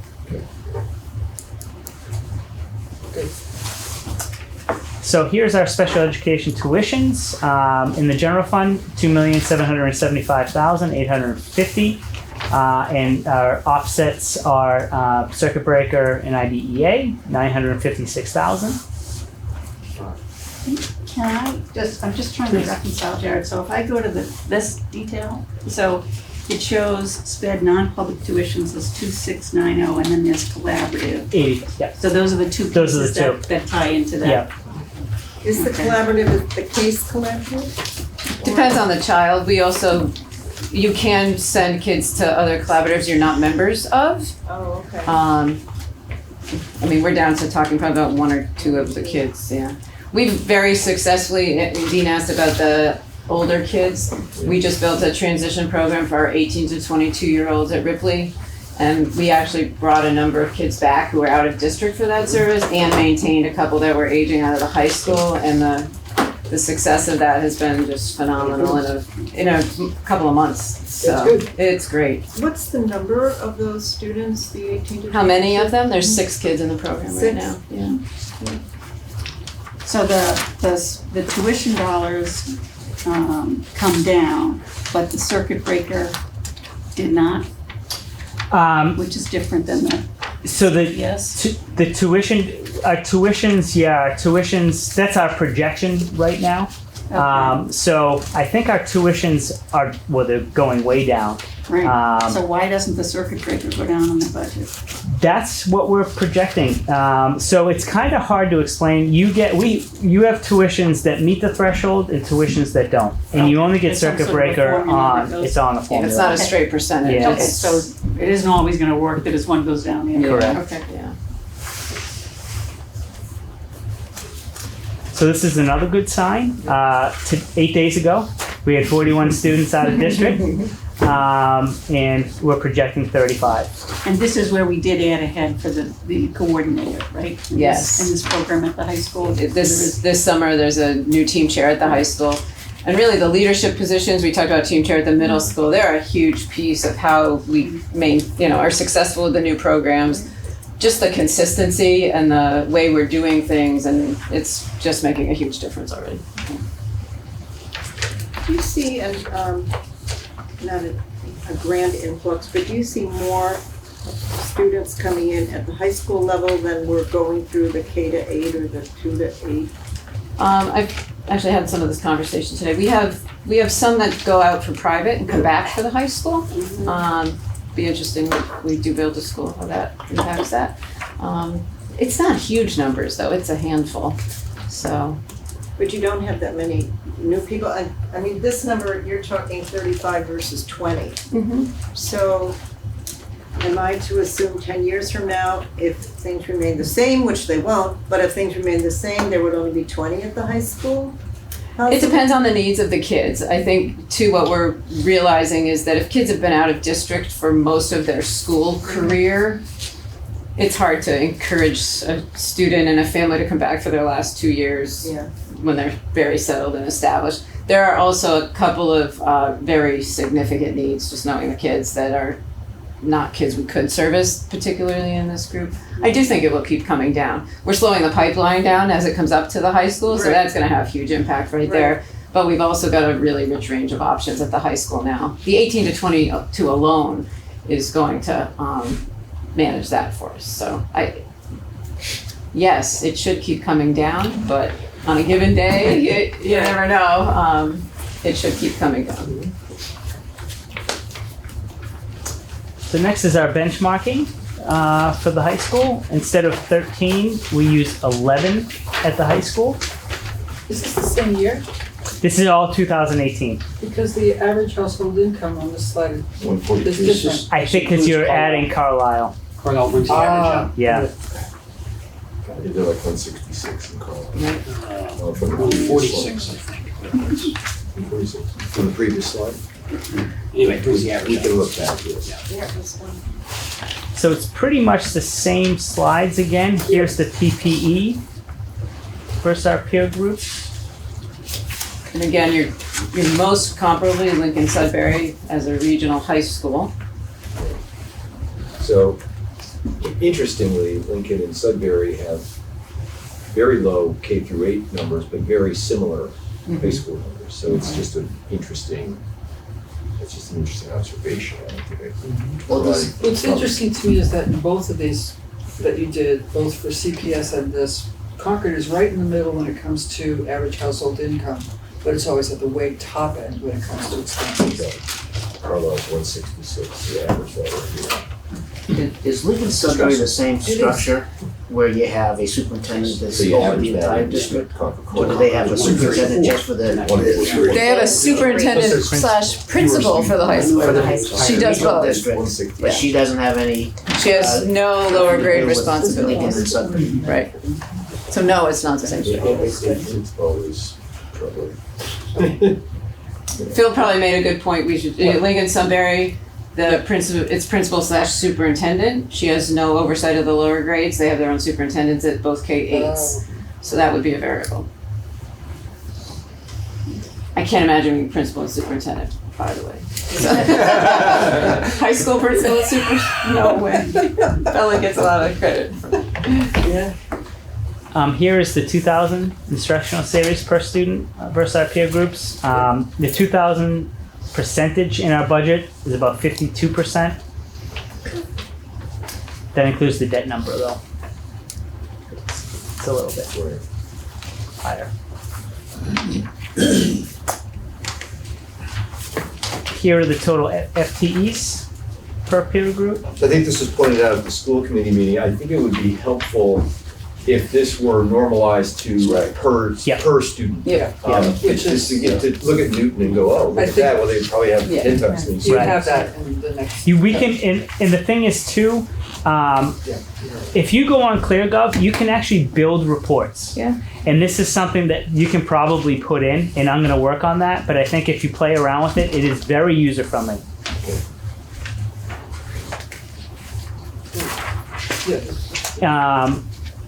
And here's our student. I don't know why it didn't show up at CPS, but so we have 12.4 to 1 student to teacher ratio. At CPS, I might have skipped over that slide. It said 12.5 to 1 at CPS. But this does not include certain of the instructional support, right? Isn't there, aren't there more? Correct. Yeah, so, because this is surprising, right, to see Concord as sort of in the average, because I think we actually have more going. Yeah, our richness is often in the support personnel. We're fairly typical in terms of average class size and section size and things like that. Even with the 5 to 4 thing See, you that's were the thing, mentioning. yeah, that's the thing that Yeah, gets me, the I would thought that, you know, you versus 4 mentioned course. 5 courses versus, it doesn't look like it makes much. It doesn't show there. I Yeah. don't know enough. Yeah, we'd have to dig. Some of these cause more questions than answers, but This one actually is Still the, good. this Isn't looks like that it's the the point? ratio that we were asking about. Yeah, it Questions is. are- It is, yes. It is, yeah. so I couldn't put the numeric numbers, but I think ours is 0.085. Everything was showing 0. That's what you asked for before, you just have the FTEs. Yeah, this is good. We're in the middle. In the middle of something. Yeah. We're in the middle of something. Yeah. Or in the middle, yeah. Should put that first. We're gonna strategize. Right, sorry. That's the cost that we would be Exactly. lower. Well, that's true. So if you remember my last presentation, the way that they're doing OPEB is different. And as you know, OPEB estimates are highly volatile. They rely on future healthcare costs, the healthcare regulatory environment, investment returns, demographic changes, participant mortality. Accordingly, the FY22 funding amount is subject to change. We'll be getting our, as of the June 30th, 2019 valuation. So what this table is showing is as of June 30th, 2018. A FY21 contribution of $548,087 is required to meet the actuarially determined 2038 100% target date. We're recommending that we go up a little bit, go to 550 to offset some of the underfunds in FY18 as well as FY19 as well as FY20. But it's actually a decrease of 13,000 from the contribution from last year. But you're still not caught up. Right now, we're caught up. Are you? Even though you underfunded? Well, no, you overfunded. Sorry. Well, next We're not year's far off. we're not far. Next year we would be. If you see the right now that for FY22, they're saying your contribution should be 487, and I'm recommending that we do 550, and then we should be close. But it's going to change again as soon Let's as talk we about get. it then. Yeah, right. Let's move on. Thank you. Are the prior year required contributions backward looking? Did they revise backward as well as forward? They did. They did. So those They did. numbers have gone down as Yes, well. they So have. when we funded at 735, I thought we were slightly underfunding we were. anyway, and now Yep. it looks like, oh, look at us. We were. Yep. So We thought we were really underfunded the Yeah, last couple of exactly. years, The last and now couple of it's years, not so bad. Right. Oh, okay. See, they're Yeah. restating even prior years. Okay, Yep. what's the difference in the methodology? So it's unit credit versus what is it? Yeah, it's I know what it is. It's the government requires an entry age normal method compared to the project unit credit method, projected unit credit. Okay, so there's no discount rate change in here? Doesn't. No. No. Okay. And it's not based on any funding level, so to speak. What do you mean? What do you mean? Well, so like using a pension analogy, if it's 20% funded, does that have any implication for the next year's required contribution? Yeah, I bet you it does because your We'll interest. amortize in the gap, right, Yeah. over time, over the length The of more money time. you put in. Okay. So how did you come up with fully funded in 2038? The actuary. The actuary Yeah. came up with that? Yeah. Yeah. Is there any reason why you would want to change that? Maybe 2030, 2035? It's a very complicated formula. I think if I understood it, I wouldn't be here. I'd be doing that. No. I can't see Yeah. it. You know, one of our bigger challenges the last couple of years has been the competitive piece of OPEB versus instructional and educational piece. So I'm going to sit here and say if we're holding our own with those numbers, I can't see us getting more aggressive. Right. We're E&D's healthy. We don't want to jeopardize that again. And I am not going to jeopardize educational offsets to get more aggressive with OPEB. We should outsource that to the experts. Yeah. Right. We have, yes. Well, I'm not sure I understood that, but would the next person you hire get the same OPEB deal as someone that was hired 10 years ago? Is that what you just said? Same benefit. Yeah, yep. Yeah. But now, as you know, it's going to be part of our statements that we are liable for that future benefit. But yeah, they get the same benefits. Yeah. Where are you going with that? Sustainability. I mean, healthcare costs have gone up so much more than anyone anticipated 10 years ago. You'd think that, So it's part of the contract negotiation? I mean, I guess that's where I'm going with it. Yeah. Okay.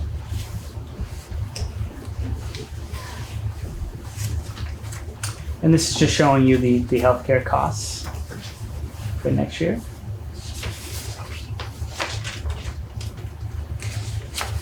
So with the retirees component there, when a retiree becomes Medicare eligible, does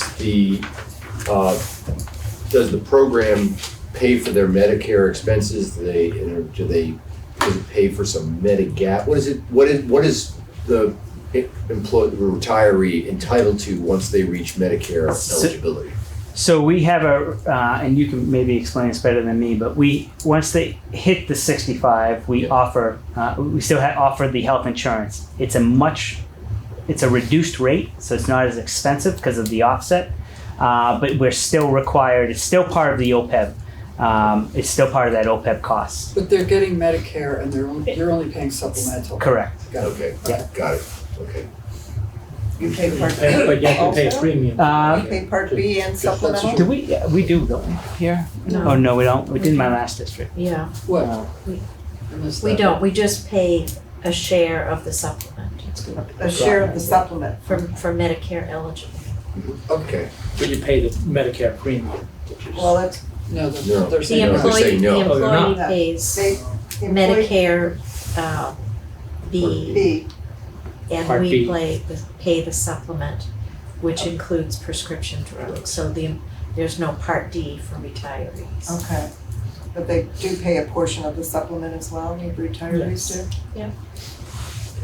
Thank you. So Jared, the growth in these is based on actual or your estimates? Actuals. So this is known, you know This this. is, well, it's projected, it's a projected, we haven't gotten our rates yet, but Okay. it's with everyone that currently takes our insurance, and I put an estimate in there. Okay.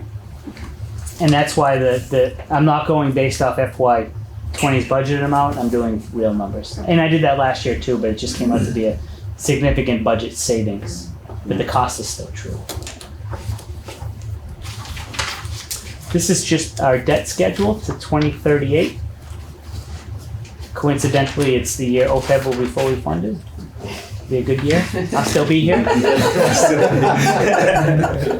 Just to celebrate. Yeah. That's right. All right. So, as you know, we have to project our revenue as well as the general fund amount. So the following list of items is the revenue we receive before we figure out the total assessments to the two towns. Based on the projections we made at this time last year, which was about 2 months before the initial governor's budget, state aid has gone up. At this time, we are projecting a $132,318 increase in Chapter 70, based on last year's budgeted number, and $143,972 increase in Chapter 71 transportation reimbursement. I'm also recommending that we decrease our E&D contribution from $350 last year to $300. I'm expecting our interest to stay the same, but I'm also projecting a $50,000 decrease in miscellaneous revenue. We were getting laptop payments that we're no longer getting after this year. I'm also projecting a $10,000 decrease in rental, just based on actuals. So it's going from 30 to 20. And then a big $477 increase in charter reimbursement. So overall, I project $3,831,261 in additional revenue other than assessments, and I'll explain how that all comes in. So the E&D, right, the 300,000? If I remember correctly, you said that the balance in E&D was 300 more favorable than you had thought. Am I remembering Yeah, that well, correctly? not more than I thought. So we ended last year around 2.7%. Okay, We actually already submitted our E&D to the DOR. They're taking a look at it. Our estimate is between 4 and 4.1%, which in dollars? in dollars is 1.4, Okay. 1.3 to 1.4. And what do you think it should be? I think it should.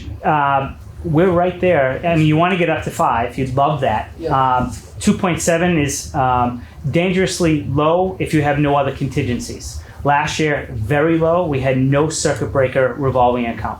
So if we exhausted all of our E&D, we would have nothing else.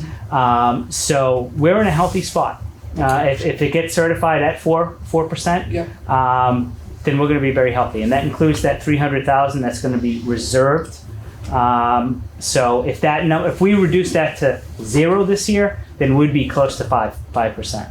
But that's why we're keeping that number of 300 in there for this year. Which is a deficit, is down 50,000 from Down last year. 50,000. We still want to keep the trend So going you're down. using less and less. It's a use of Okay. E&D to offset. So you're not reserving it, Right. you're using it. Correct. Okay. Here they're using it, Yep. but they're using it based on what they want in the reserve. Right, I Correct. understand. So Right. you end up in a good place in your reserve. So you don't have to put it here, right? Do you?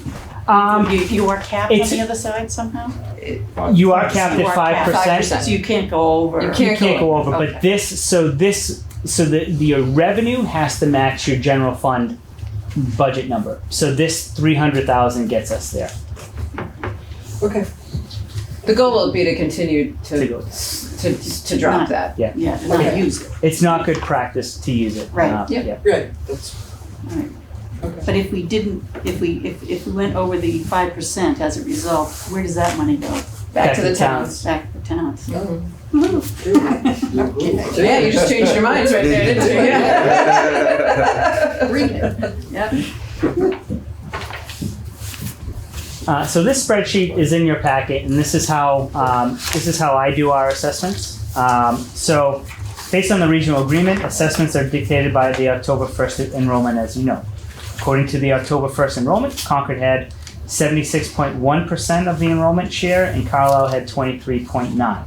This is an increase of 0.85% for Concord over FY19's October 1st number. The operating budget does not include debt or transportation. Therefore, we break out the revenue into 3 sections. The operating budget is $30,348,395. We then reduce that amount by other state and local revenue that I went over in the previous slide. Therefore, the amount to assess above Chapter 70 and local revenue is $27,192,134. Underneath that box, transportation is broken out. And the amount to assess above Chapter 71 reimbursement is $69,787. Lastly, debt is broken out. And what that means is we have our assessments, or assessments comparison without debt. Concord is at 3.75%, or $749,477, which is over $150 under the guideline. And then with the decreased debt service, Concord is at a 3.05% increase.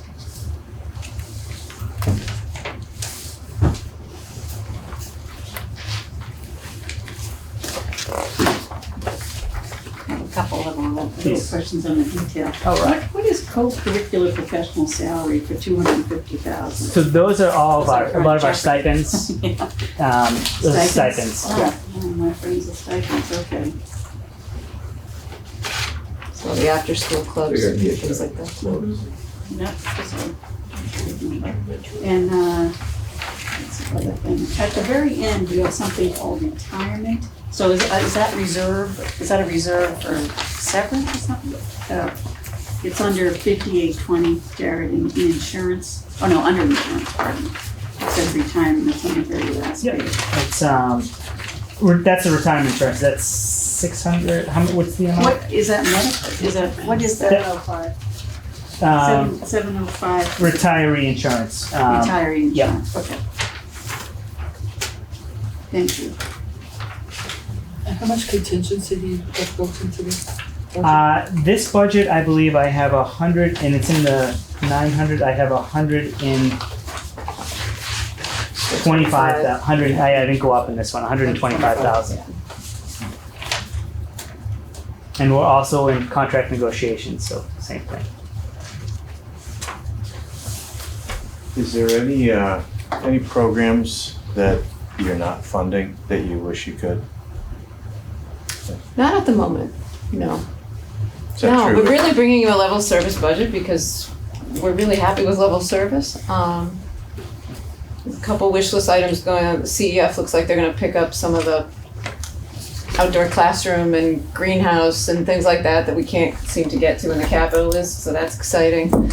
But we're really in great shape. And we're when we have new ideas, we're doing a lot of reallocating and not needing additional and saying, well, that person can do this and readjusting within. So. Will there be any warrant articles for? We are pretty actively discussing, and school committee Tuesday night said gave me the way to say it, which is there's intent right now to look at a parking lot warrant article, so not the way it was a year ago where it was combined, the roadway and the parking lot. We're prioritizing the parking lot because of the impact on kids. So we're in the process of updating our numbers for that. It looks like that's likely what will get moved forward. What's changed between this year and last year as far as the parking lot, the need for the parking lot?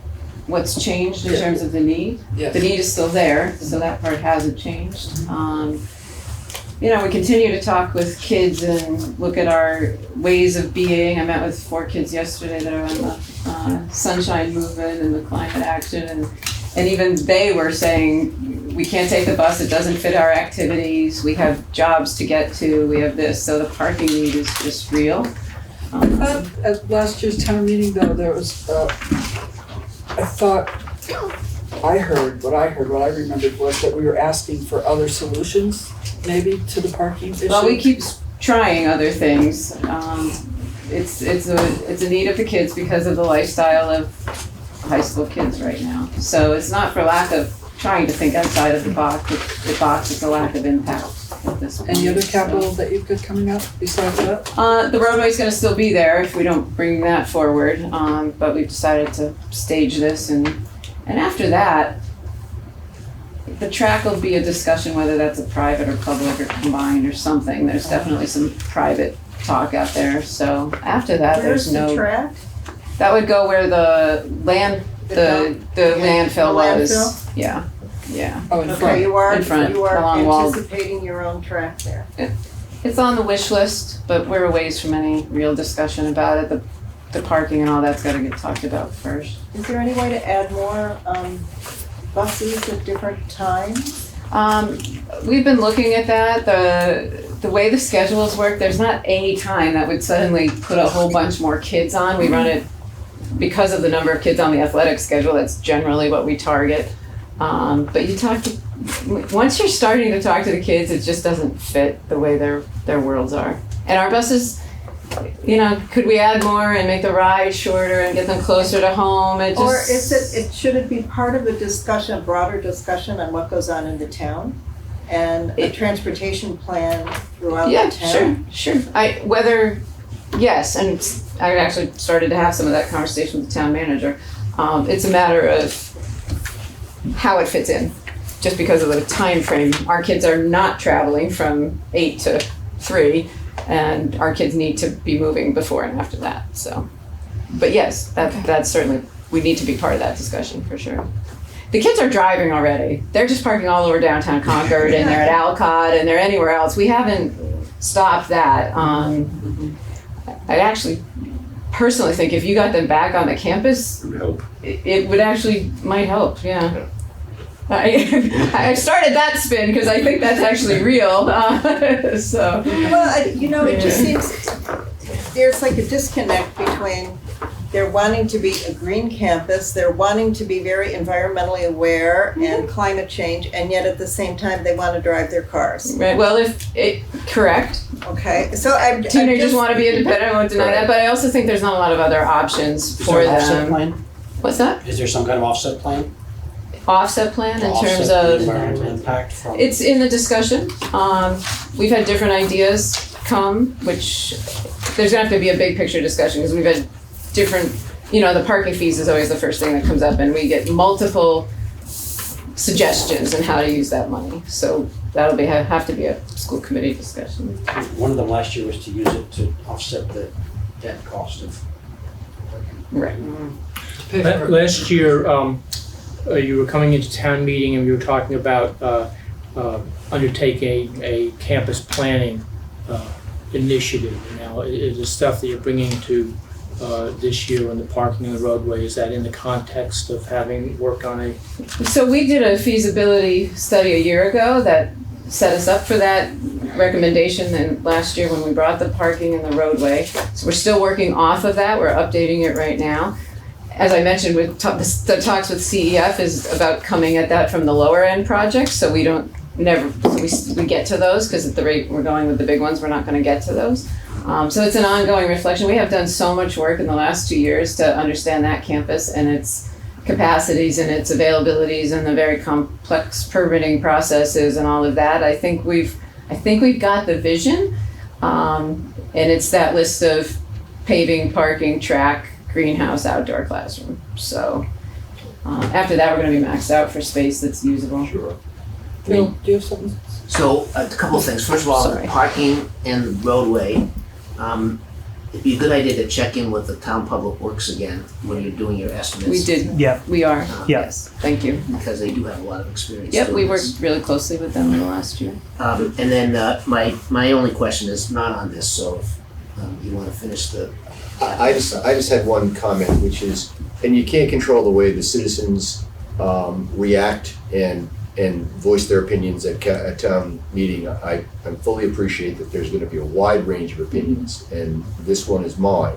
But I would prefer that the school committee and the administration not buy into the argument that it is unsafe to park your car on one of the side roads and walk into the campus. It's not unsafe. It is, there are crosswalks, people stop. I live in the neighborhood. There are sidewalks, they are plowed. There's safety guards.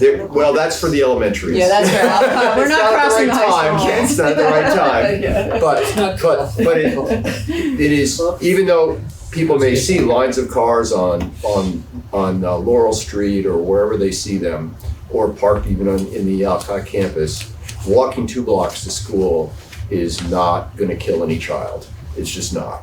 So it's not unsafe. Did that come up in the context of riding? I remember riding a bike was a big discussion at town meeting, and I think the safety concern may have come up. For that It's portion come up as well. It's come up at in a few different contexts, and I don't know that the school committee has been the promoters of this. I've heard it in a few of contexts in this manner, and it is not to be the kid who walked uphill and uphill both ways to school, but my entire life I walked to school, and that included, one of them was 3/4 of a mile. And I'm just going to say, we don't bus the kids 2 miles and closer to the high school, so. Yeah, so, and we do have numerous kids who walk past my block to school every day. It's not an unsafe thing to do. So if you have to park your car and walk 2 blocks, fine. So, that's just, I just don't want the schools committee to promote the sense that we need them on the campus because it's kind of unsafe, or we want them on the campus. You might be able to say the neighbors don't like it. I'm not sure that the neighbors are that upset about it, but maybe they are. If they get upset, we're going to have a problem. I don't think so. I just don't think they are. That's all. Anything else? Phil, you have one more comment? Yeah, so Oh, yeah. it's my usual hang up, which is, what are you doing to make sure that Carlisle pays its share of running the district? Yep, we're in pretty active conversations on those options. I think I have to leave it at that. We've taken your feedback and had public discussions and a bunch of private ones. I can talk to that. I can talk to that, Phil. Let me make Yeah, a Dean's comment. been part of Okay, those a yeah. little bit. I met with the town manager and Terry Ackerman on the select board. We had a meeting to discuss this particular item. And we provided the list that Chris Whalen had worked up with all the items on that list. It was not a particularly productive meeting. I'll just say that. You know, the main emphasis was that the effort required, the level of revenue returned is substantial for the payback, and the political will of Carlisle actually needs to be pulled over the line to make that meaningful. You can't strong arm them, so it's. You can just put it in the budget. Rent for the bus depot, rent for. They're working on the rent for the, you can talk to that, Laura. Yeah, we're 'cause you talking are- on that. I mean, They're we working don't on have that a one. The rent for the conclusion. bus depot is definitely something that is being actively you are going to worked. increase the assessments to Concord and then have to That's okay. back, and I don't We know, there's understand a that. lot of We understand that. thoughts to be But- had, I think. But the way the town manager expressed it to Terry and I was that it isn't that Concord couldn't or wouldn't do it. It's that we need to, it's a multi-town navigation that needs to occur. And we can't just strong arm them and say, we're putting this in the budget, because it's actually a regional, regional But district. It's So- not. It's like I'm a tenant. You're a tenant. I don't negotiate with you whether you're going to pay rent. You're going to pay rent. You don't pay rent. You don't get to use the facility. Okay, I'm just saying that Terry and I, we're trying to work it, Phil. We presented your views, we presented the views that we felt that was rational and reasonable, and this is where we are. The town manager is less than thrilled about like going to Carlisle and getting this all worked through and figuring out, and having Carrie work up all this stuff. So we keep pushing that rock, but the hill's pretty high. I'm just telling you. But they don't pay more. Anybody else have any questions, comments? We're done? Great, thank you very much. Thank you. Thank you. Thank you, Jared. 198 is the difference. I found it. Okay. Before we go, I just want to say to the committee that Thank you. we meet 2 weeks from now, we will be voting our final guideline. So as it stands right now, the town is at the guideline. The CPS is over by 150, the high school is under by 150. So when we meet, we'll vote the final. So I think at the next meeting, we have to have one of these weird double meetings where we take two votes, where we meet as the subcommittee, we gavel that down after having established the recommendation, Okay. and then we say, hi, we're the committee, and we have another vote, just so we. Hopefully nobody changes their mind. Well, you never know, it's the finance committee, we have seen odder things. So I think when we have the meeting, I might just go around and ask people what are their thoughts as far as changing or moving the guideline. So think about it. But think I mean, about it. Is there any think about it. discussion now? We're just thinking about it. Think about it. That's how we'll open it the next meeting. So thank you. So we are adjourned? We are, motion to adjourn. So- Second? Second. All in Aye. favor? It was a couple of,